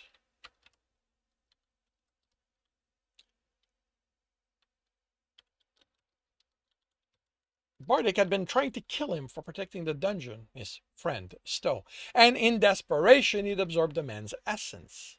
There had been so much, and his reserve had been small then, that by the time it was filled, the Darkness Rogue hadn't felt it. So he kept absorbing, forcing more and more into the already filled reserve, and the pressure had cracked the walls, filling his channel with it. Then the guild had taken his essence, draining him nearly to nothing. It had somehow undone that. Okay, no, when the guild had taken his essence, draining him to nearly nothing, it had somehow undone that. And he'd spent most of the last 2 decades rebuilding the strength of his essence to the point where he could force the walls to break.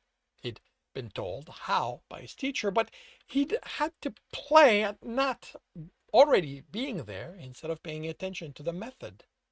He'd read about it, but the books were written by scholars, not those who'd gone through it, and they were filled with theories on the process instead of established method that worked. The guild made sure that kind of information didn't spread. So he focused. He channeled an element, air this time, and pulled essence from around him into the reserve until it pushed against the walls. He tried to force more of it in.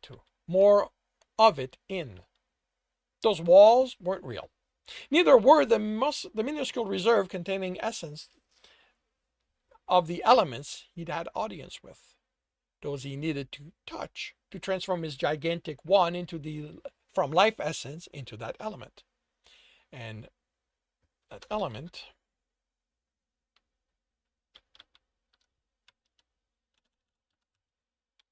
and change the color of his eyes in the process. They were all construct of his mind's, ways for him to have a sense of what he had. But they weren't real. He was aware of that, and he'd been certain that knowing it would have made this part easier. Another problem was with the books related not to the scholars writing them, but to the fact that when it came to the elements and essence, there were no words that properly described what they were and how they worked. When he had to describe how water essence felt to him, he said wet and blue and peaceful.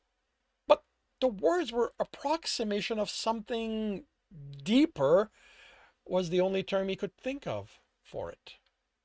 So when a scholar who had spoken in with uncountable number of adventurers wrote that the way to break the walls down was to make the essence as dense as it could be until the pressure itself became too much for the walls, they weren't lying, but it didn't convey exactly what he needed to do.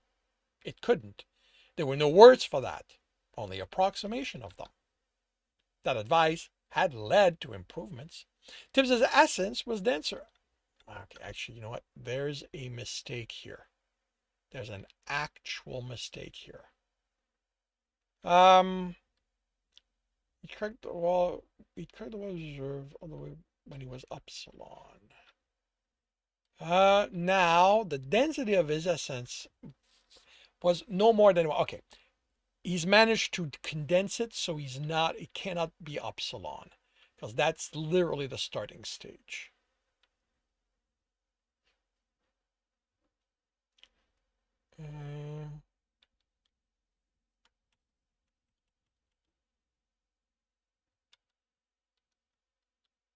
So I'm going to say rho.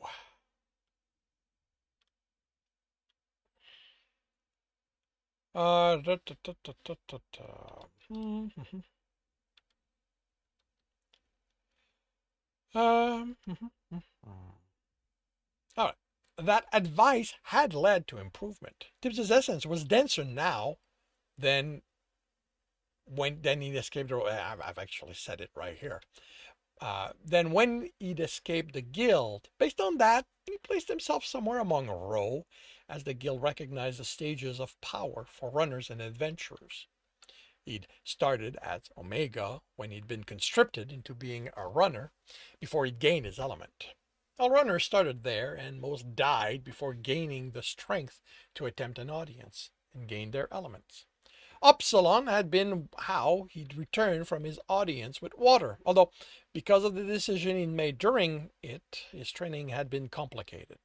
He'd still grown in strength, although enough the guild eventually recognized him as a rho by passing a test that relied on what he could do with the essence he had rather than how dense it was, since the guild didn't have a way to copy his sense of people's essence and how dense it was, as far as I'd been able to work out. The density increased naturally, although it seemed to have walls, another approximation where it needed to be forced beyond. Some came as part of training the body, some as part of training the mind, and some by acting on the essence itself. Tibbs had done increased the density by acting on since outside of the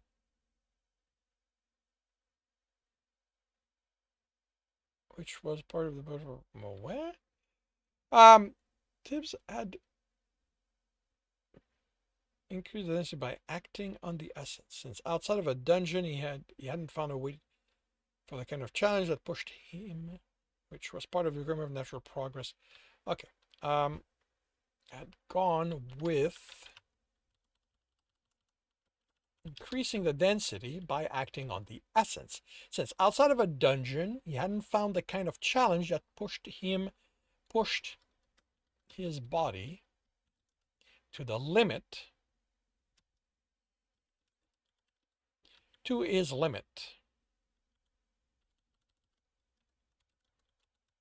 to their limits, which was part of the requirement for the natural progress of the essence density, as far as he'd read.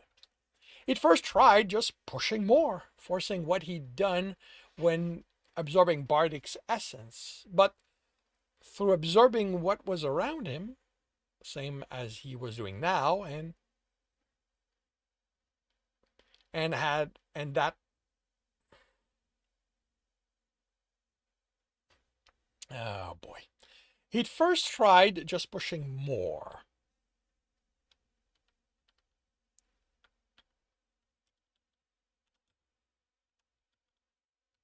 Forcing what he'd done when absorbing essence. But he'd that through absorbing what was around him, same as he was doing now, and that had allowed him to progress until he'd hit the first wall. And he couldn't remember what his teacher, Alastair, had told him needed to be done, and the books were no help there. Most adventurers just got it. And he eventually did too, although the inspiration came from workers packing metal rings to be shipped. Before packing them in a crate, some were twisted, so they became smaller rings, slightly thicker, but able to fit within the larger ones in the crate, therefore fitting more in the same box. Figuring out how to twist his essence had taken time because essence wasn't a thing. It was what a thing was made up, what it could be, which were all approximations of what essence really was. He'd had to come up to understand, back in Craggle Rock, under Alistair's training, that essence was and wasn't at the same time, before he'd been able to advance. And here, he'd had to work at making his essence do something that wasn't part of what it was.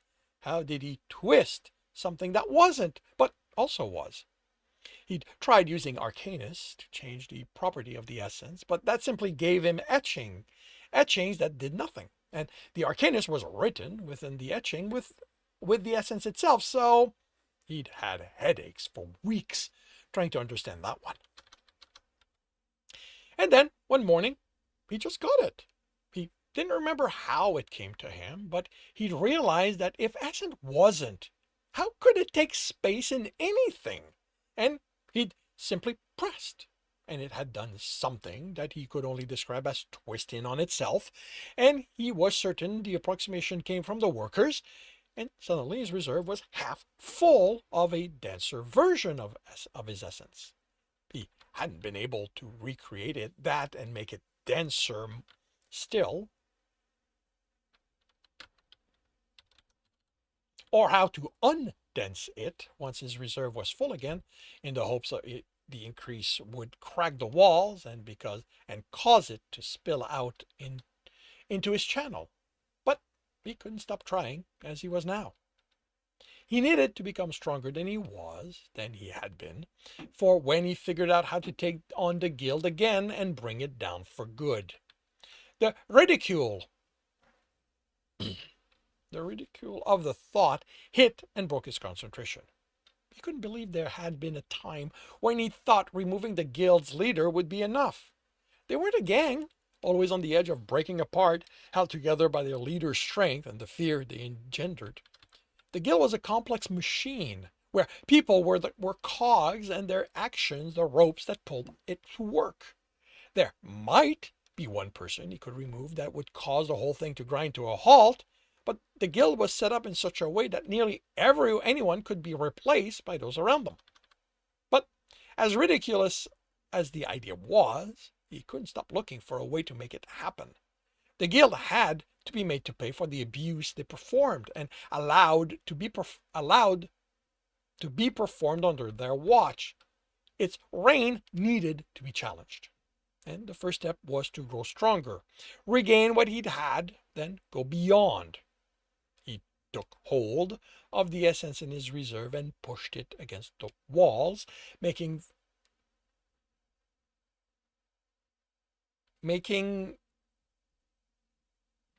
it into a mesh, the latest book he'd read described, so it would interlock and act against the wall. Once the technique was mastered, the scholar's books had promised, the break would be achieved. Tibbs felt like cursing them to the abyss, but he kept at it. He had ample time before the caravan reached the city with a dungeon or library. "What is he doing?" The whisper came from his left, a youthful voice. "I think he's sleeping," the companion whispered back, the voice just as young. "Guards can't sleep," the first one countered. "The old man in charge keeps them awake, then they have to leave." Tibbs shifted his attention fully. He'd sensed them approach, the same he sensed those at the edge of his pulled-in range, but like them, he'd ignored these two in favor of his training. Yet another hour spent focusing and nothing to show for it. Many of the merchants and artisans traveled with their families, often also involved in the same trade or helping with it. But it also meant children. Rigel had a liking for children that Graydon didn't. Actually, that's spelled with an I. That Graydon didn't share. Tolerating them was the best way Tibbs could describe the chief's interaction with them. Poke him with a stick, they whispered. You do it. I said it first, so you have to do it. What if it makes him angry? Tibbs opened his eyes and turned his head in their direction. What if I have magic? They bolted behind the tree with a scream, then poked their heads out. Guards don't have magic, the blonde-haired one said in a confident tone. Is that so? Tibbs smiled and pulled a copper coin from his pouch and set it rolling over his knuckle. Come close. Don't worry. Oops. Don't worry. I'm not going to hurt you since you didn't poke me with a stick. I told you we shouldn't do it. Their blonde hair had a copper sheen to it, looked at their friend, sibling. There was a uniformity in their face that made Tibbs think they were related. My mama says that guards are bad people. Someone keeps in their place. Tibbs made his expression quite serious. Your mother is very wise, but the old man is around to keep me in my place, so you're safe. It was their turn to have a serious expression. The blonde one looked at the other. Tibbs then stepped out from behind a tree. With a suspicious expression, their companions followed, eyeing Tibbs as if he'd used magic to get them moving. They watched the coin as it moved over his knuckle. With a jerk, he sent it up and caught it between two fingers. If I can't do magic, he held the coins at their highest height, moving his other hand to pass between it and them. How did I do this? As soon as the coin was out of view, he let it go, catching it and holding it in his palm. Their eyes went wide when his fingers reappeared, minus the coin. As a demonstration that he couldn't have it in his hand, he turned his palm side down.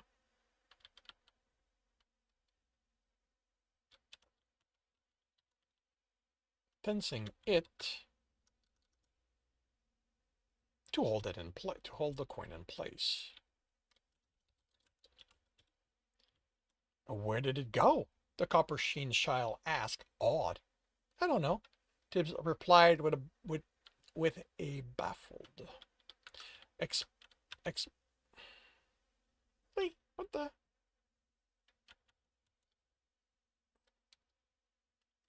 With a baffled expression. Wow. When I do that, the coin, what the hell happened with my typing here? The coin just vanishes. He studied them. But copper is drawn to copper, so with a quick motion, he ruffled the hair, then pulled the hand,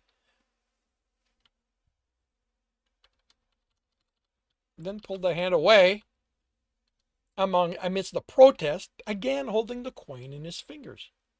Their hand froze, fingers in the air, then they shook them, looking around for any coins that might have dropped. Tibbs kept from laughing in delight at their youthful antic. How'd you do that? The blonde-haired one asked. Well, Tibbs stretched a word, both for drama and to consider his answer. What is the coin made of? Copper. The tone made it clear they thought little of him for not knowing that. But what is copper made of? They exchanged a look, and the other said with little confidence, metal. And what is metal? This question was met with confusion. Metal is an element. He elucidated it for them. And the coin is made of the element's essence. Everything is made of essence. The ground, the trees, the stones, the wagons, the air. He smiled. You. No, we're not, the copperhead one proclaimed. I'm made of me. If there's the essence, the other said, expression serious, and the ground is essence, too, how come I can touch this? He stumped a foot, and not this. They waved their hand in the air. Tibbs smiled. That is a very good question. It's because essence is. Nagello, Nirna, get away from the man, a woman yelled as she ran in their direction. Mama, the blonde hair one called to her, he's telling us about magic. I said, come here, she ordered, dragging their feet. They, okay, actually, no, that I am going to say. I said, come here, she ordered. Dragging their feet, they obeyed. I am truly sorry they bothered you, she held them close. I've told them to keep away from guards, but they're just children. Please don't be angry. It's all right, he replied in as soothing a tone as he could. I never mind children's curiosity. She eyed him suspiciously. The expression was so much like that of the copper-haired one, Tibbs had no trouble smiling. Trouble not smiling. You're not like the other guards, he shrugged. I'm just like the others. There's nothing. The deep, booming laughter interrupted him. Don't listen to him. Graydon became visible, approaching from where the guards' tent were set up. Our Tyborg is something special, all right. He's a learned guard. He leveled an accusatory gaze down on Tibbs. He knows how to read.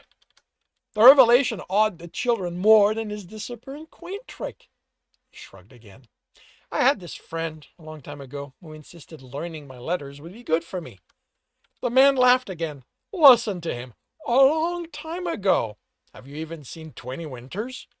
They smiled. I have, and they were very busy winters. Graydon laughed again. Well, you better be done with all that thinking and scaring children with knowledge. I'm going to assign duties for the coming week. Tibbs stood. Don't worry, he told the woman who still eyed him suspiciously. Some sweet smell will make them forget all that horrible knowledge I gave them. He bowed, then walked along with the chief of the guard. You are a strange one, the man stated. I don't know anyone willing to injure them. Children should be allowed their curiosity. Tibbs wished he'd had that chance, that Mama had been there to answer all the stupid question about the world the child he'd been would have had. Tibbs forced himself to remember what had been done to her, what those men had done, and his promise to make them pay once he found the city he'd lived in. Well, yeah, you know what? I don't need the then. Yeah, once he lived the city he lived in, then. Something easier to do if he could travel by transportation platform. He fought the urge to rub his left wrist. How far until Tarvin? Oh, wait. Oh, I have named the bleeping city.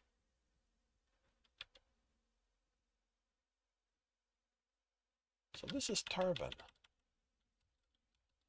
I'm going to have to rename it in another chapter. Because I have... A few months still, Graydon answered. Are you staying on past that? I don't know yet. It would depend on if he could mix it with the runners there. The men eyed him, thinking, if you're leaving, don't warn Rigel. He's going to make a fuss. My man's gotten it into his head that you're lucky to have around. Luck's not a thing. Graydon chuckled. You are a strange one. Rigel led the caravan, looking after the merchant's mood, while his man looked after their safety. All Tibbs had done was deal with animals that could have been problems by chasing them away as soon as they came within his range. He couldn't do much at those distances. Etchings were more effective closer to him, but animals were easily scared away. Listen up, everyone, Graydon announced when they reached the assembled guards. For the next 9 days, it's going to be... And assignments were distributed. For Tibbs, it was taking charge of wagons 6 through 9 with Sarbella. If there was an attack, it would be their jobs to make sure the wagons formed a box in which the people could I don't need on them, in which the people could hide. Then they deal with any bandits that broke through the guards and headed for their wagons, or the adjacent one. And by the abyss, Graydon said to finish his speech, as he had the previous 3 times duties had been assigned. If you have to kill one of those bastards, make sure it's not where near it's where none of the kids can see. Got that? The answering yes was more cacophony than anything as they broke away to return to their evenings. Tibbs understood the merchants' and artisans' concerns. The men and women Graydon employed didn't look, or in many cases were, reputable. Caravan guards were people looking to get away from trouble they'd found themselves in, and often because they'd caused it. Caravans were an easy way out of a city for someone wanted by the guards. There were too many people, and caravans were too important to be delayed. It fell on people like Graydon to ensure those troublemakers didn't become so while working for Rigel. 7 had left the caravan within the first 3 days of leaving the city for causing trouble. Some were caught in the act by guards, other Graydon found. There were no ceremonies. They were ordered to grab their things and leave, or simply weren't there in the morning. Everyone assumed they decided of their own accord this life wasn't for them, and nothing more was made of it. Tibbs knew, because he'd sensed the altercation, that Graydon had killed one of them. He hadn't found out why, so he'd kept an eye on the chief in case he was someone who enjoyed killing. There had been no such altercation since, and Tibbs had noted the next days how relieved one of the merchants had been on finding out a different guard was posted with their group. Other than he traveled alone, Tibbs hadn't found out why she'd made him uncomfortable. Outside the cities, men and women like Graydon had to be the makers of the laws and their enforcers. Tibbs had worked for goods and bad ones over the more than a decade he traveled as a guard, and after 3 weeks decided that even with what the man had done to the woman, Graydon was one of the better chiefs to work for. And that concludes chapter 4 of Stepping Wild. If you are enjoying this, please leave a like. If you want to know when the next chapter will be up, subscribe and hit the bell. If you want to read this story, it is available. It is up for free on Royal Road. And if you want to read ahead of that, a good dozen chapters ahead, that is on Ream Story. And if you want to listen to these live, it's every Tuesday morning, 8 a.m. Eastern Time on Twitch and YouTube. Well, remember. The links are in the notes, and with that, I shall wish you a good day.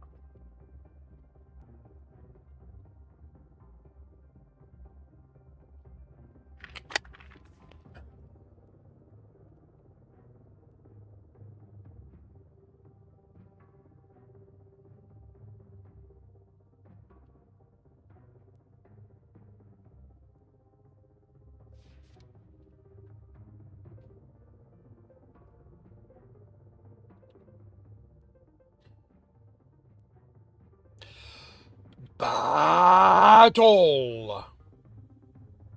station, everyone. Battle station. We have 66 allies. We're going up against 66 enemies. And we are off. Arcten Telemetros is in the lead. Tundra Chick is in second. Pudsey Hookman is in third. Tundra kills an epic. Arcten is in first. Tundra is in second. Pudsey takes over second. Tundra is now in third.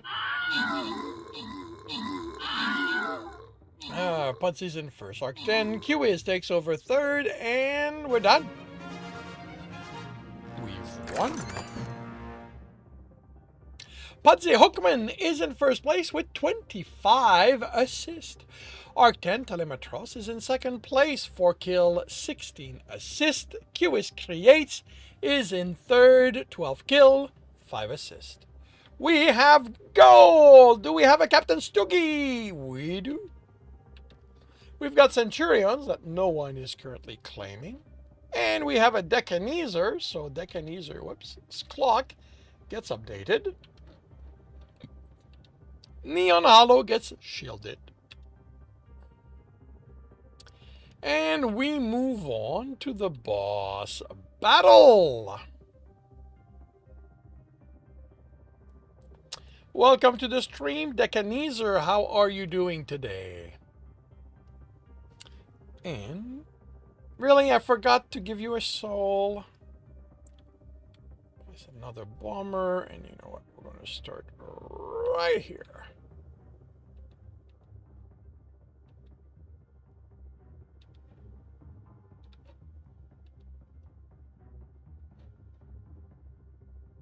It looks like I'm not getting that unless I come back at some point this afternoon.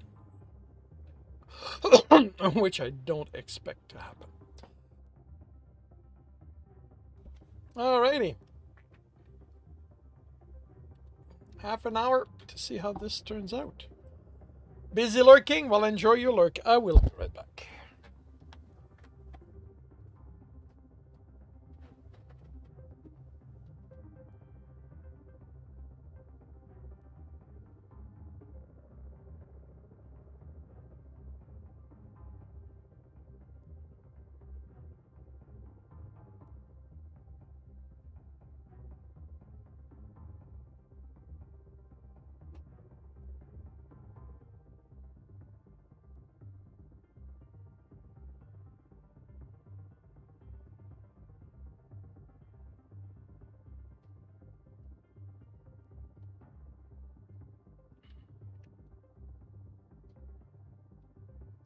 And just so you are aware, Decanizer, today's going to be a half day.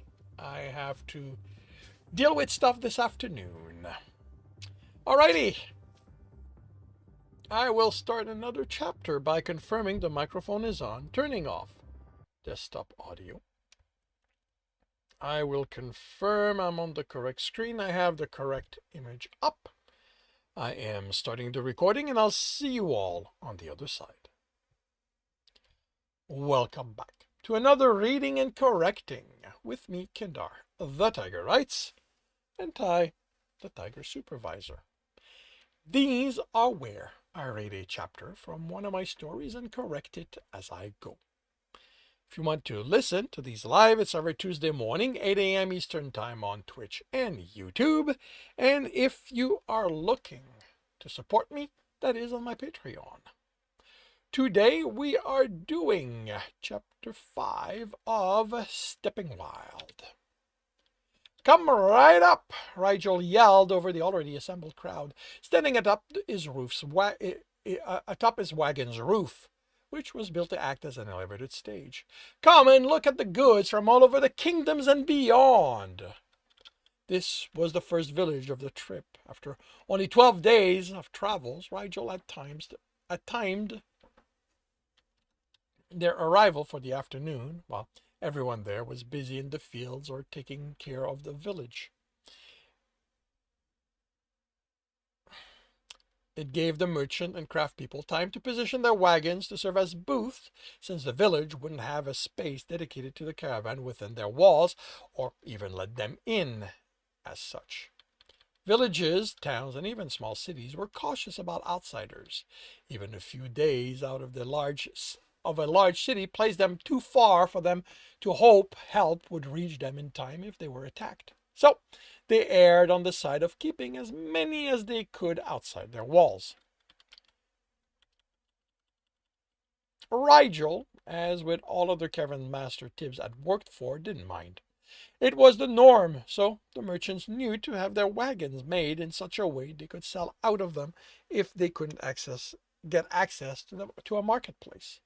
Some had sides that rised up to become awning and down, opening the back to expose wares. Others simply had hooks for them to display what they sold, and others still used crates to make counters for trade and display. The villagers had gathered as they returned from the field, but kept their distances. Caravans stopped regularly, were irregular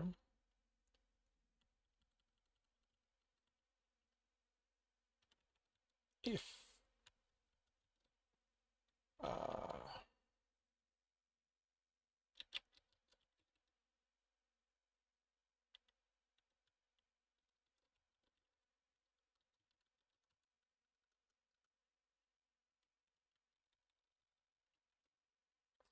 uh, caravan were irregular if not common occurrence, and they knew to wait for the caravan master to announce the merchants were ready for them. In the meantime, they gathered, with the meager coins they had, items they hoped to trade in return for what they needed or tools needed in needs of repair. The other reason some stood waiting was to hear news of the world.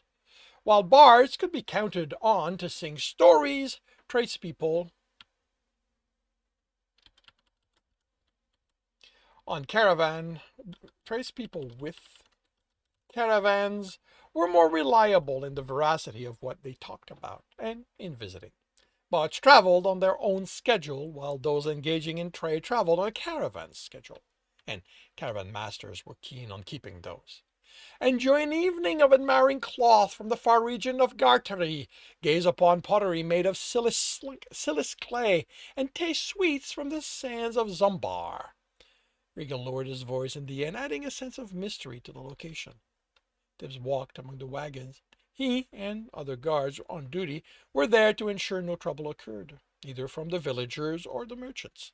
One could get aggressive if they thought they were being taken advantage of, and the other could go too far in taking advantage of the perceived naivete of folks living away from cities. Not all caravan masters cared about that part. Some didn't pay attention to merchants' trade so long as the fleecing didn't erupt into violence. Rigel cared.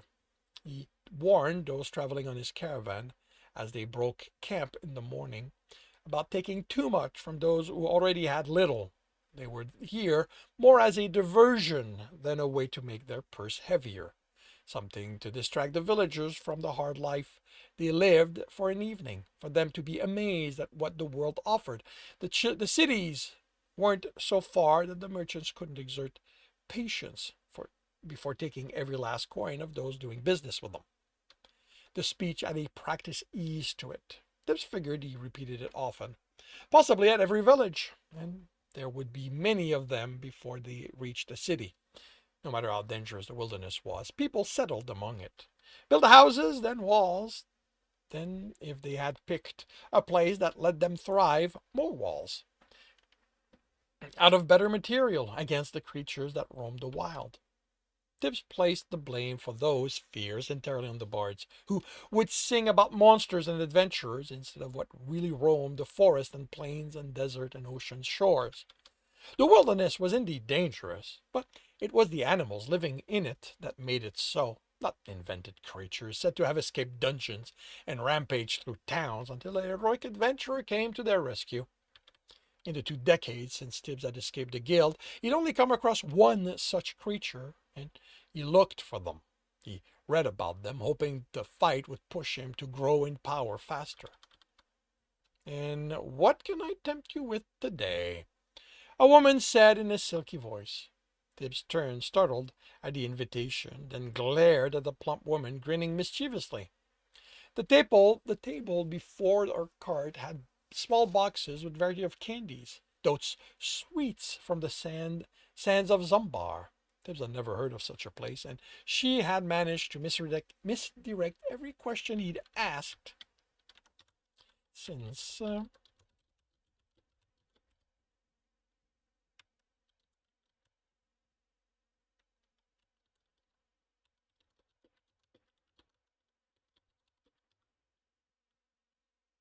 Since the first day he'd learned she sold sweets. What are you going to do that day you take my last copper?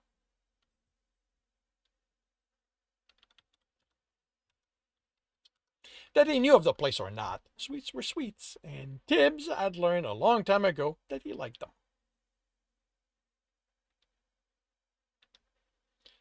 You're too well paid for that to happen, she replied, the tone casual and the smile friendly. But not all my coins are supposed to go towards candies, he protested. I don't want all your coin, young man. The smile turns mischievous again. Only most of them. With an exaggerated sigh, Tibbs admitted defeat and took a copper from his pouch. He'd let it slip.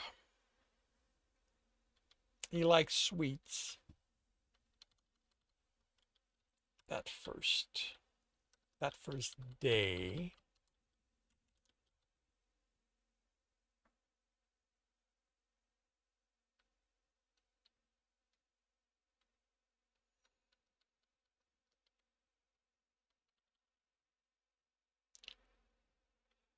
As he rode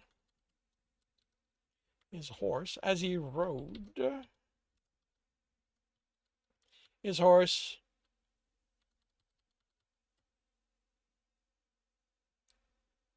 on the wagons that included hers.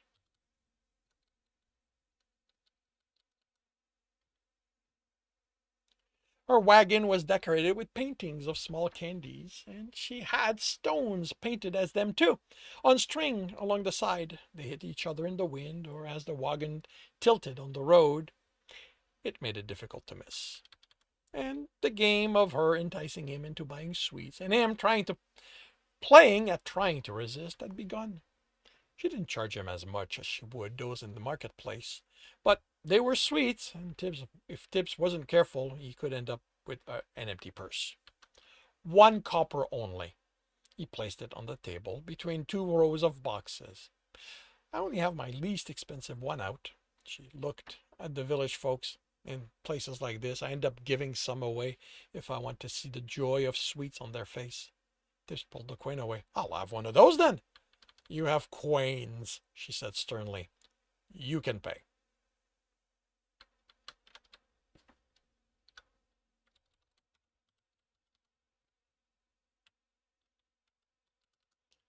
Her expression softened, but Tibbs didn't trust her. He'd seen such change in expression too often from confidence artists. Think of it this way.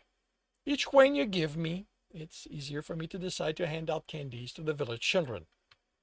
With a less dramatic sigh, Tibbs placed the coin back. How is it you know to use them to get me to give you more coins? He pushed it toward her and added a second one. All I have to do is look at the children listening to you wherever you happen to be, wherever you happen to sit. I tried to scare them away, he protested, but Karen kids are just too brave. She took the coins. One of them, the other one's for them. Instead of reaching for one of the boxes on the table, she reached into the wagon and handed Tibbs 3 rose-colored ones, smaller than his thumb. He popped one in his mouth without hesitation, and the sweetness spread immediately. The hint of saltiness that followed made him smile as it recalled another candy he hadn't had in a very long while, in so very long. Then Copper contrasted, without jarring with either sweet or salty. The ocean, he said wistfully, and the taste came together. He could feel the sun on his face, reflected from so many white stone buildings. He wondered where Crowsef and Jackal were. Had they moved to Mountain Sea to take over his father's inn there? Jackal wouldn't stay in Craggle Rock, not with the history it held over him. She chuckled. Maybe I should have only given you one. Tibbs hurriedly pocketed the other two. You aren't getting them back. I'll just know to charge more when you come asking for them. Excited voice approached, and Tibbs gave the merchant a bow before continuing with the work of ensuring no one caused trouble. Few did, and with a rare exception, most could be explained as someone getting overly excited and forgetting themselves. One of those exceptions had been the pickpocket, Tibbs noticed. Even a village had someone who thought taking was a better way than working to get something. The girl looked too well fed for it to be out of survival. It was the rare village that didn't look after its own, no matter how hard they had it. He pulled air essence from his bracer and sent the etching to tickle the back of her neck as her finger approached the craftswoman's pocket. Her head turned as she brushed where the air touched, and he fixed her as their eyes met. She startled, revealing she knew she'd been caught. He motioned for her to leave. She narrowed her eyes in defiance, and he raised an eyebrow, placing a hand on the pommel of his sword. Her courage faltered, and she moved away. She's just going to do it to someone else. The gruff voice identified the speaker. I'll keep an eye on her, he replied. She'll just do it to someone once we're gone. And someone in her village will teach her not to take from her people. Lauren snorted. Her kind doesn't consider anyone her people. She'll take everything she can and then leave.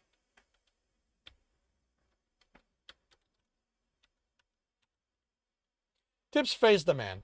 And by her kind, do you mean children, girls, or thieves? He didn't come up with other descriptive. Whatever he picked, Lauren would agree. Tibbs had never met anyone more hateful of others.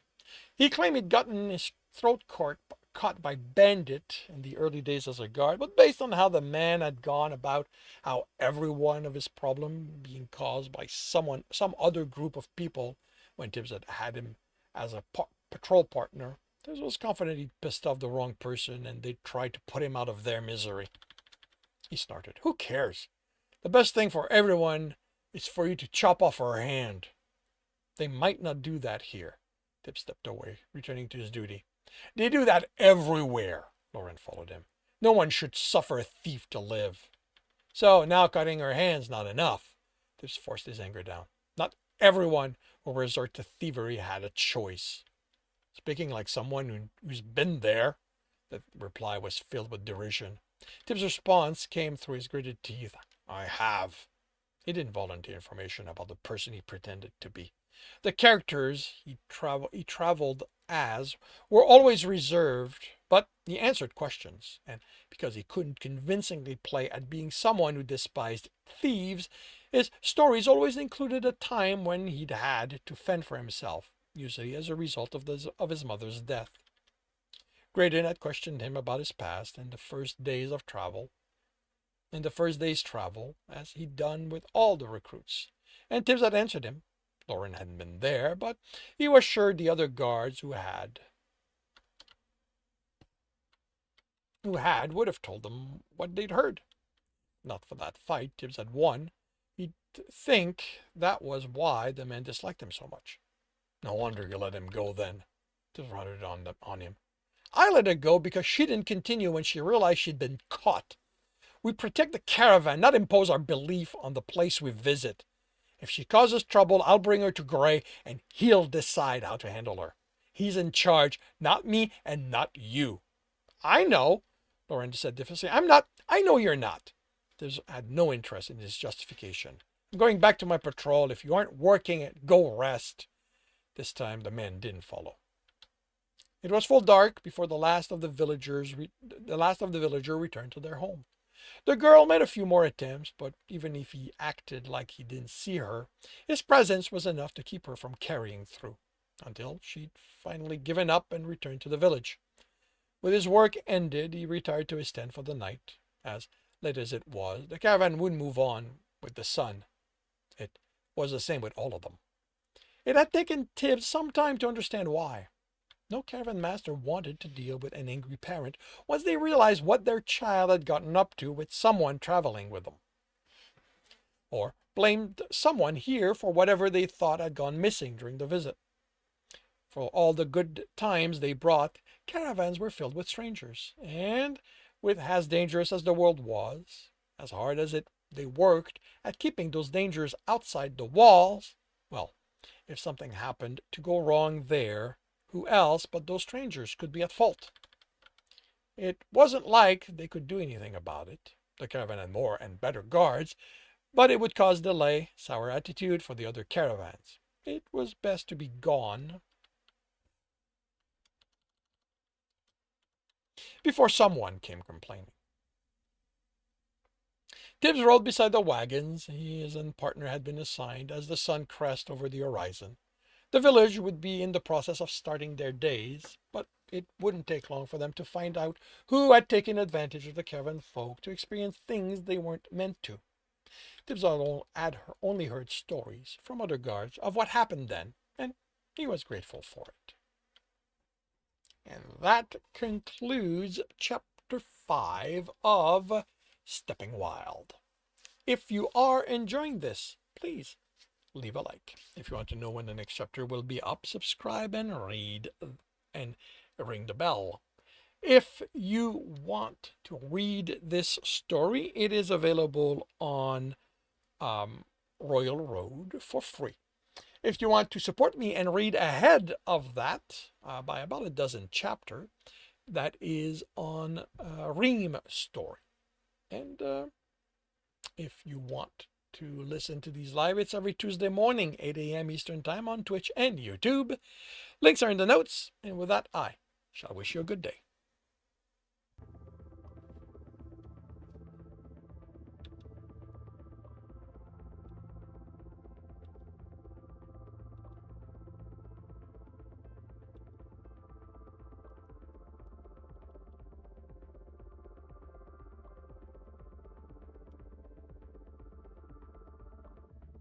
All right, so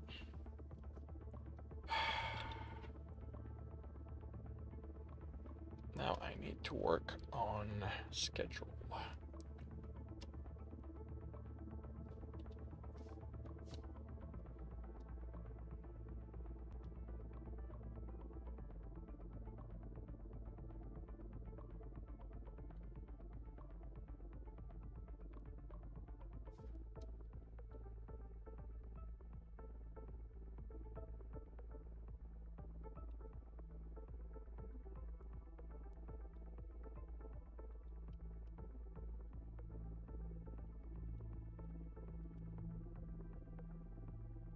Let's start by getting stuff ready.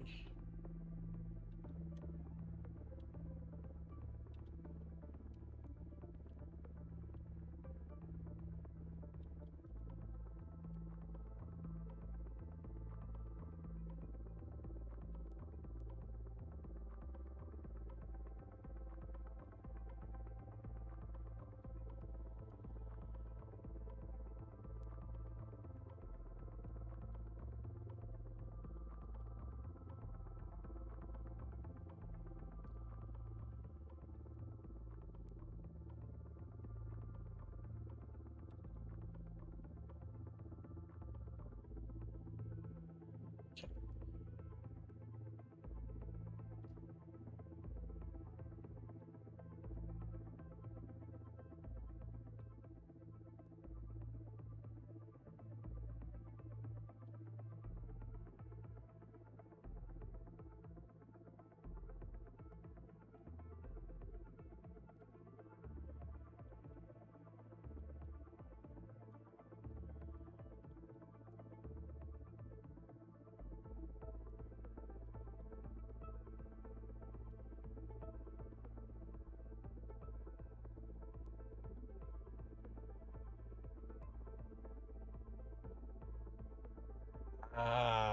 January 13th? Is that where I said you'd start? I mean, if I planned it that way, so. That's for, yeah, okay, that feels about right.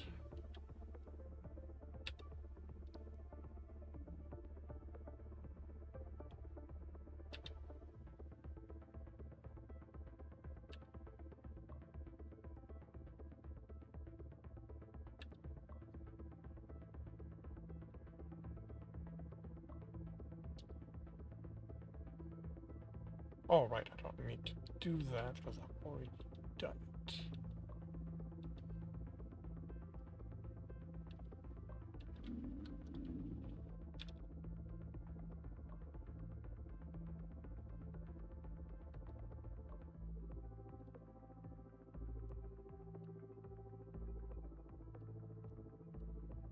It's nice when I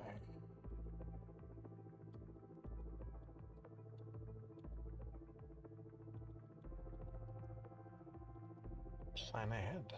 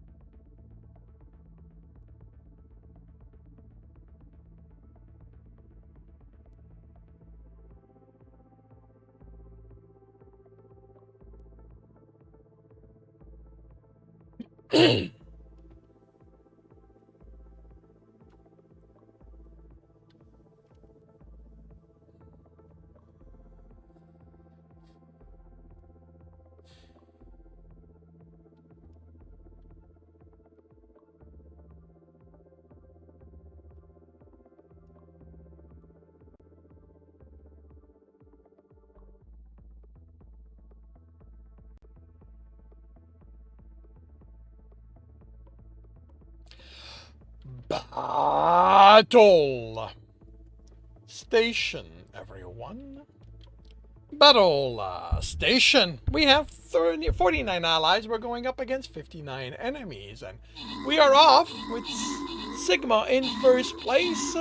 Mrs. Hyde is in first. Sigma's in second. Zep is in third. Mialpha and Zep have killed epics.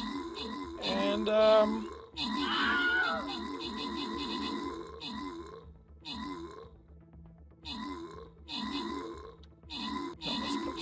let's see. Zep is in first place. Sigma's in second. Neon Hollow's in third. Holy cow, we've got a lot of blobs.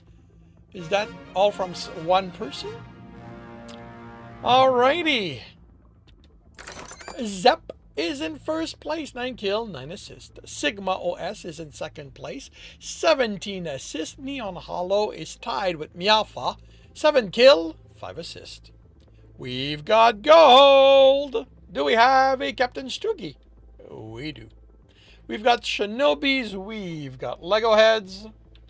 We've got nobody claiming those. So, Nursing Geek gets Shinobi. Mugalin gets Legos. And I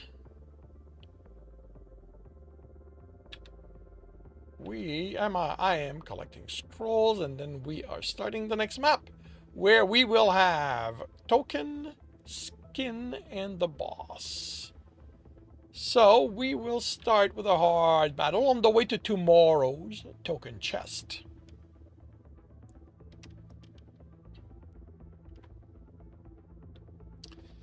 And another bomber. Not that I'm going to be able to finish the quest. As I said, unless I drop by at some point this afternoon, but I don't expect that to happen.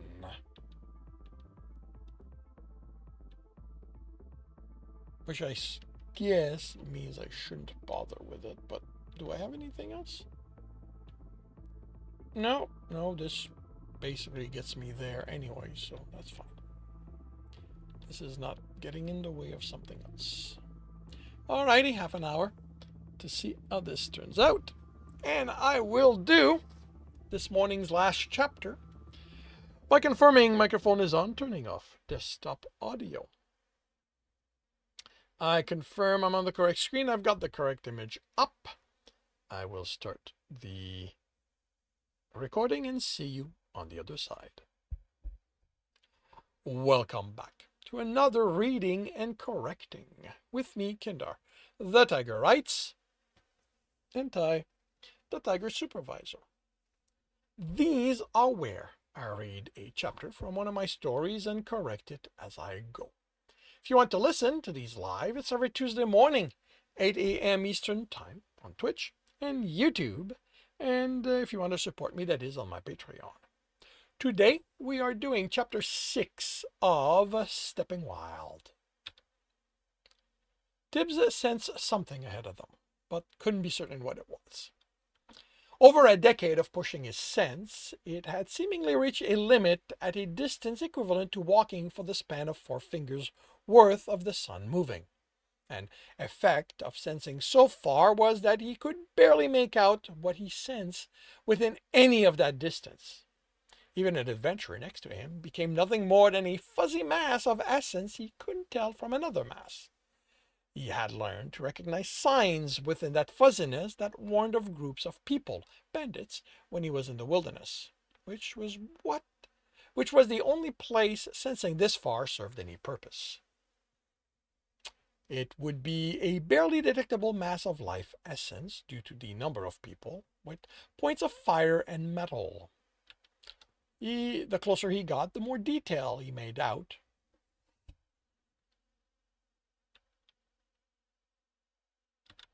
As he pulled sense in. But it wasn't until he was a finger's worth distance that he could tell anything of use. He'd asked a scholar about it in relation to adventurers and how they sensed their element. He'd use Bard's song as the excuse for his questions, since they were constantly referring to the adventurers sensing something in the distance, usually in how the hero of the song found the villain. He'd had to listen to them droning on about essence not being what people thought it was, that a skilled adventurer could do whatever they wanted with their essence, that it was, after all, the basics of magic. How it was possible for them to sense what couldn't be perceived, that with training they could know things others could never do, never could. Of course, when Tibbs asked how, wait, why is that capitalized? When Tibbs asked, it's the how that should be capitalized.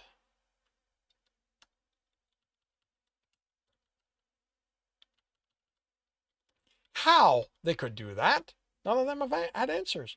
It was simply magic. By what Tibbs sensed, there was trouble ahead of them. Fernan, he called to the guard looking after the wagons behind his. I need to have a talk with Rigel. Look over mine. He hurried his horse to the front of the caravan. He slowed it and settled next to the wagon. Sir, it's Rigel, the man sitting on the bench replied. One day you will call me by my name, Tyborg. Yes, sir, Rigel sighed. Tyborg had too much respect for the people in authority to ever address them by name. Graydon had resorted to threat of a knife in the gut before Tyborg had reluctantly begun addressing him as Gray. Rigel was too nice to pull off the kind of threat his man could. Let me guess. Is it slowing down to avoid a coming herd this time, or should we speed up? Like people, Animal barely registered to his sense. Their life essence was too thin, that was, unless there were a lot of them. A herd or pack worth of them. He also didn't need to send them or packs worth of them.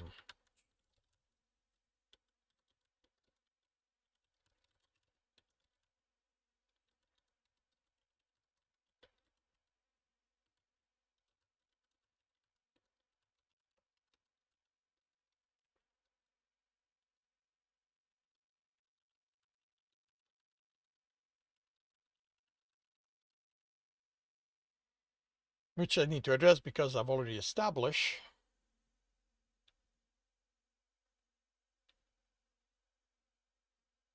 that he scares predators away. So, there was that was, unless there was a lot of them, a herd or packs worth of them, which made scaring them with an etching risky. He had no way to predict how a herd would react. He also didn't need to sense them from so far to be able to advise on what they should do. It had come up twice over the last 2 months of travel. He had explained it he had a feeling. He couldn't claim to know how animals traveled without coming up with a believable explanation for how he knew, and while he was certain there were books about that too, he'd yet to be bored enough of his other research to look into that.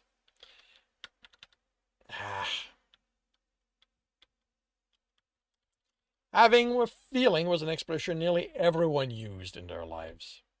I don't think so. I just thought it might be good for me to scout ahead. Rigel studied Tibbs, looked at his eyes as he did each time Tibbs had advised him, then shook his head and chuckled. The way the gut of yours tends to be right, I think you're touched. I'm not. Being touched by an element was what people called those who weren't adventurers, but still did things that seemed impossible. The reasoning being that without the help of the elements, they wouldn't have been able to. In Tibbs's experience, skill accounted for most of the cases he'd witnessed, and randomness for the others. And only extremely rarely had a person had the faint tint to their essence that spoke of a connection to an element. What he never understood was the reflex to check the eyes. It was impossible to miss with the adventurers and impossible to see with anyone else. Even those with the faint connection didn't show the element's color in their eyes. Then it's going to be trouble, isn't it? thinks we're better served if I go check and I'm wrong than not, and we're surprised by bandits. Rigel looked into the distance ahead of them. Bandits, huh? What else would it be out here? More likely to be a dungeon-made monsters than bandit. There's a dungeon in the area? Tibbs looked around. There wasn't one. If there was, there would be a town near already. The guild taking possession of it, and there was no mountain. Rigel laughed. This would be a city road if there was, not some place weeks away from even a village. Bandits make more sense then. Go, the caravan master motioned to Tibbs. I'll let Gray know we might encounter trouble. He set his horse to a canter until he couldn't make out the wagon, then pushed it to a gallop. He applied etching of purity to the animal to deal with the damage pushing it without rest caused. As he pulled in his scents, getting closer, he gained more definition and confirmed what he suspected. Water held up, it would be in barrel. Metal containing fire. Brazier moving life metal containing fire. Brazier. Moving life essence with metal against them, people, and the weapons they carried. 20 of them. By the weapons being carried. There might be more. In the wild, bandits often resorted to clubs, which he couldn't sense. The camp was far from the road, and he didn't sense anyone close to it. So they weren't aware of the caravan yet. There would be sentries. There could be. No, there could be sentries, but their essence was too thin for him to sense.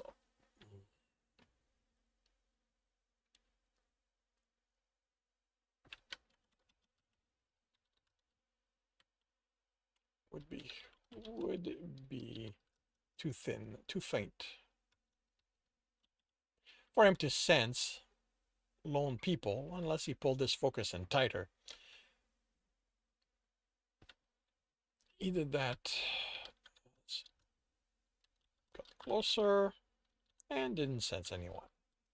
Not every bandit camp Tibbs had encountered over the years used sentry. Many counted on the sounds of caravans made. He didn't bother with hiding the sounds of his horse. They were too far in the forest to hear a lone traveler, and he could deal with sentries if they were present.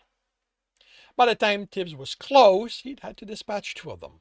He couldn't give them the luxury of letting them leave. They'd run to the camp, and them knowing Tibbs was on his way would just complicate matters.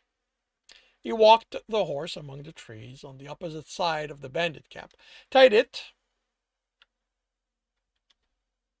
to one,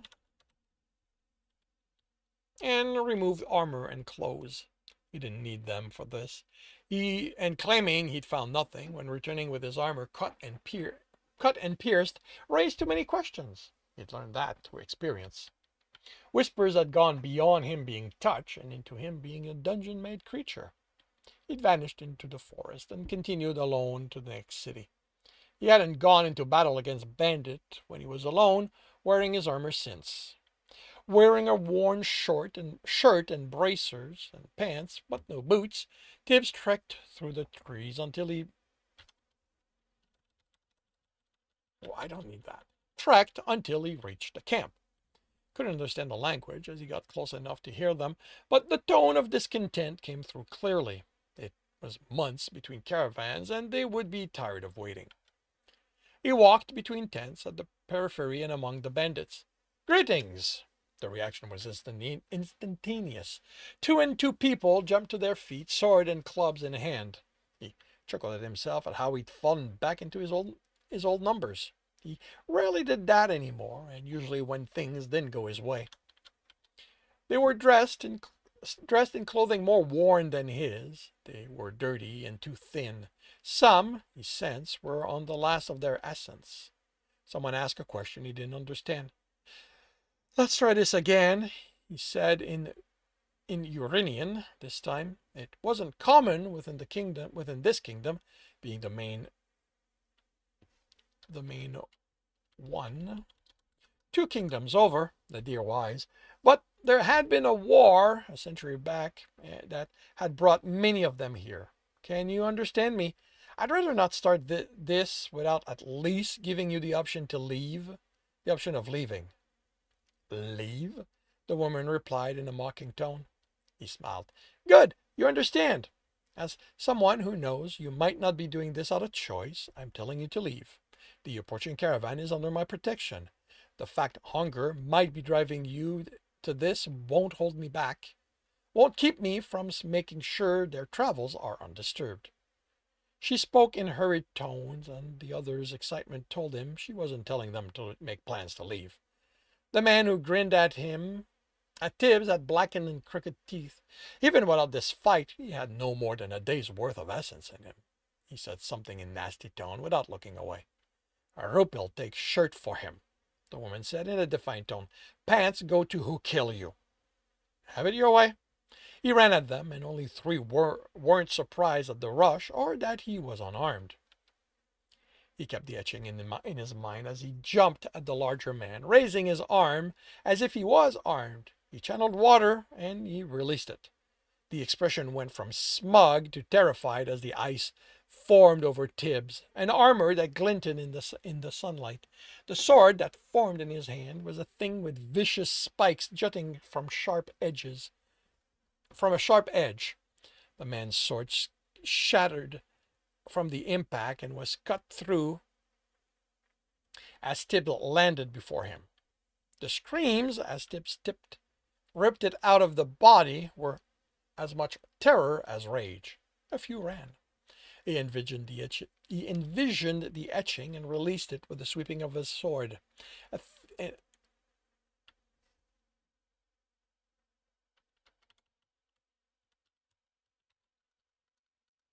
Thin blades flew at their back. They fell, but only one's essence leaked quickly. The impact staggered Tibbs forward and cracked his armor. He reformed the etching as he straightened and turned to face the muscular woman. She stepped back in surprise. His eyes told her what she hadn't understood the appearing armor meant. She steadied herself and with a scream brought the large warhammer down on him. He channeled earth and coated his arm with it, stretching it down the side of his body and to his feet. He caught the head in a hand, and the force of the impact sent down along the earth instead of through his bones. He softened the metal, and his fingers sunk in. She nearly pulled him off his feet as she yanked it back, but he took hold of the essence and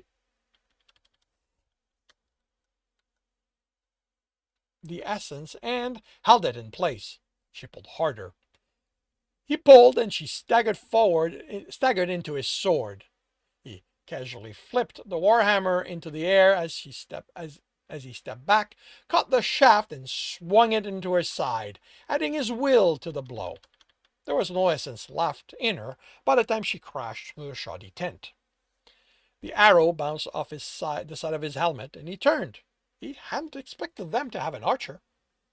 The woman was already releasing another, and Tibbs sent it careening with a wave of the hand and a burst of air. He sent essence at at the fire in the brazier next to her, and she was engulfed in the explosion. He blocked the sword, then turned to face the man. He parried the following attack and stepped out of the way of the sweeps. The thrust made it past Tibbs's parry through the armor. The man smirked and said something. Tibbs punched him away. He pulled the sword out, and with a smirk of his own, let the essence that made it go. He dropped the leather and wood that had been the pommel to the ground. The man cursed. Tibbs turned to face the two wielding clubs running at them. Another etching as he raised his arm, and a shield of clear eyes blocked them. He grinned at their stunned expression. Then he had a sword in hand and cut their stomach open with it. He made two ice blades and threw them at the two fleeing. One missed entirely. The next one he directed with his will, and the woman fell too. Why was throwing so abyss hard? He blocked the woman's sword and moved to the shield. The shield's ice over it before she pulled it away. He wrenched it out of her hand and cut her down. He looked for his next opponent, but all that was left of the bandits were the whimpering of those dying. He ended them with a cut across the throat. He let the etching that made his armor, shield, and weapon go and looked at the carnage he'd wrought. He felt no guilt. He'd given them the option to leave. They'd chosen to fight. Now, to remove the evidence. He crouched and placed a hand on the ground. It parted under each of the bodies, swallowing them, then closed. He couldn't regrow the patches of grass, but he moved others to mask the shape of the holes. The fire he extinguished, then pulled even the residual heat from the coals and ashes. With air he scattered them and the tents. If Graydon sent someone to check, they'd think it had been at least days since the bandit had given up and left. He returned to his horse, cleaned the fight off him, and dressed. Then rode back. So, you came back. Graydon rode next to Rigel's wagon. Figured you turned thief and stole my horse to ride to the rest of the way on your own. Come now, hon. The caravan master chided him. Tyborg wouldn't do that. I told you, you went scouting. Do we need to get ready for an attack? Tip shook his head. All I found was an old camp. They must have given up waiting. Or moved to a better location, Graydon countered. If that's the case, I'm sure Tyborgs will feel the need to scout again ahead. To start ahead again. Rigel smiled. Isn't that right? Tibbs realized that always being somewhat correct each time he came to the man could be giving the caravan leader the wrong impression, or the correct one, which Tibbs didn't want him to get. It might be best if the caravan got caught, to let the caravan be caught in the next herd that crossed their path. And that concludes Chapter 6 of Stepping Wild. If you are enjoying this, please leave a like. If you want to know when the next chapter will be up, subscribe and hit the bell. If you want to read this story, it is available on Ream Story. No. Well, yes, but if you want to read it for free, it's on Royal Road. I need to get used to this. And if you want to support me and read ahead of Royal Road by about a dozen chapter, that is on Ream Story. And if you want to listen to these live, it's every Tuesday morning, 8 a.m. Eastern Time on Twitch. Links are in the notes. And with that, I shall wish you a good day. Alrighty.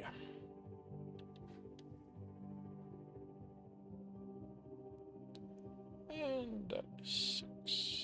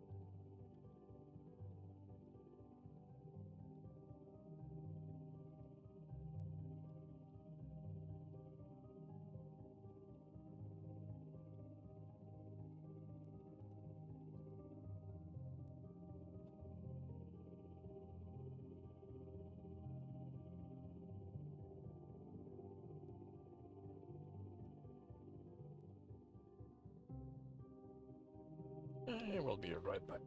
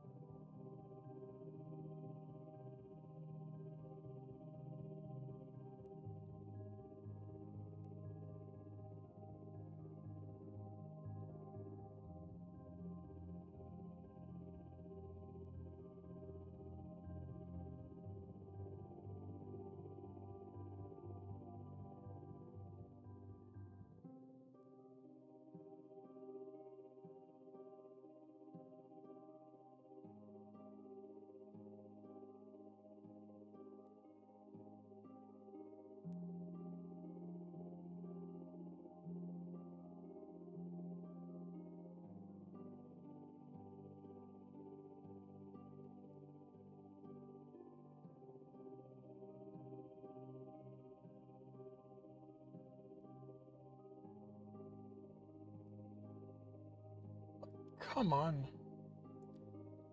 How can you save the change and then tell me you're not? Okay, what if I reload? Okay, that's what happens. You can't update the page.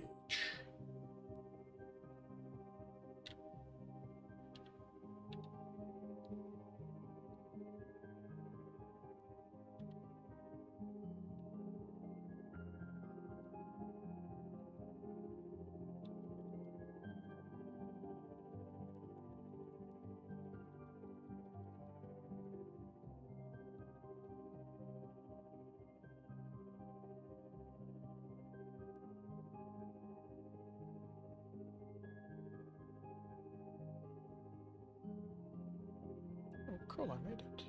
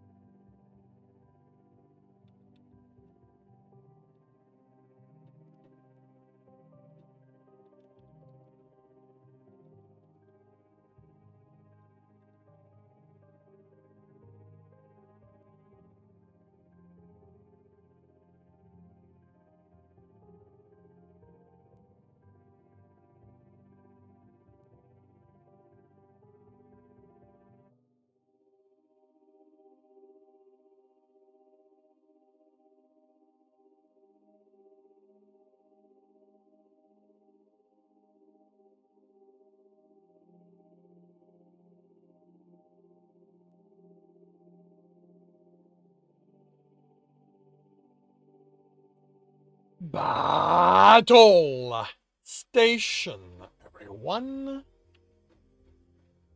Battle station. We have 48 allies. We're going up against 70 enemies, and we are off.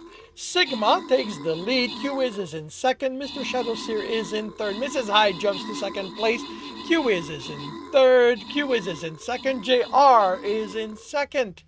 Sigma still has a comfortable lead. JR is in second. Q-Wiz is in third. Miafa, Shussle Mom, and JR have killed Epic. Mrs. Hyde is in third. JR is in second. Sigma still in first.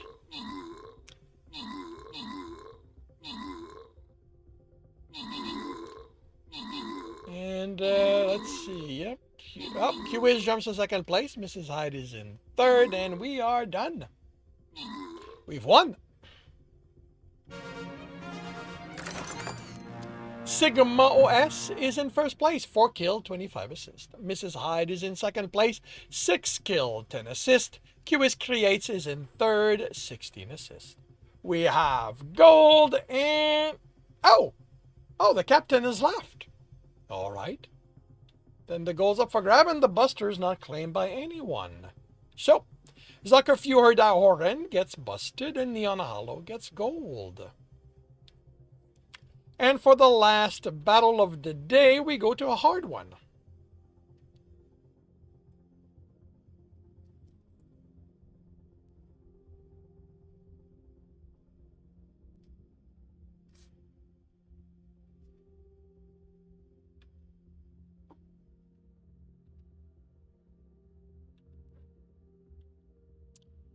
And yeah, let's start here.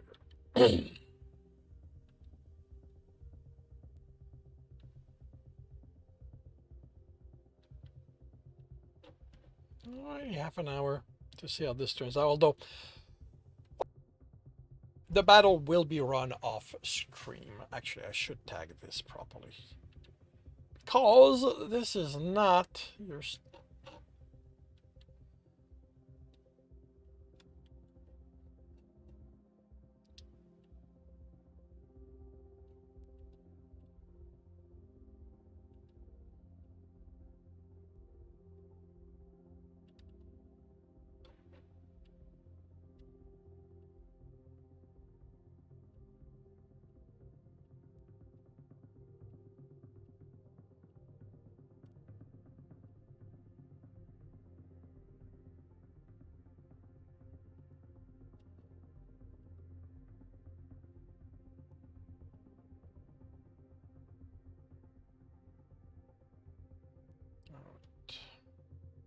But yeah, the battle will be run off stream because my day is ending in about 5 minutes. Speaking of, let's see, who shall we raid today? We are a little bit...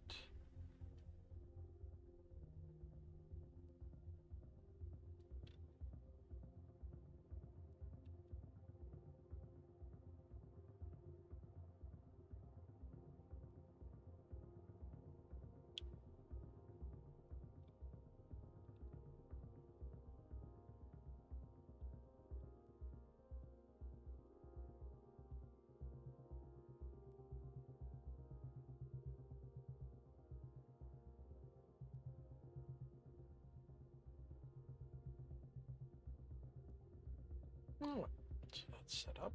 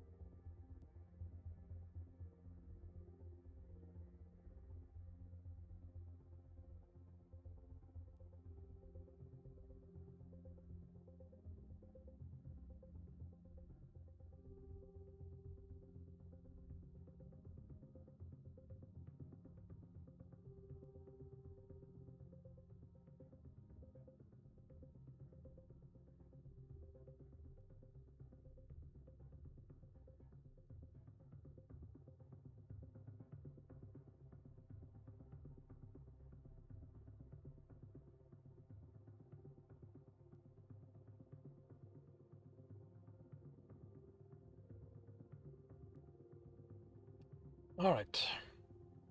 It is time for me to end the day. I will run the battle after when it's done. I might be a few minutes late. I don't expect to forget about it because I still need to come back here and deal with stuff afterward. And I will end this with a, you know what? With a raid to Game of Tome. I was thinking of raiding somebody else, but I don't have. It's gonna be a raid and run, so.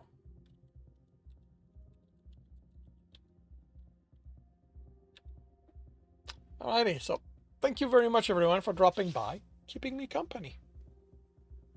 I will be back tomorrow morning, 8 a.m. Eastern Time. I will be working on the Stepping Wild, and in the afternoon, the Captain's Heart. I hope to see you then. If I do not, I hope you have a good week, a good weekend when it arrives, and I will see you when I see you. Oops, forgot to click that.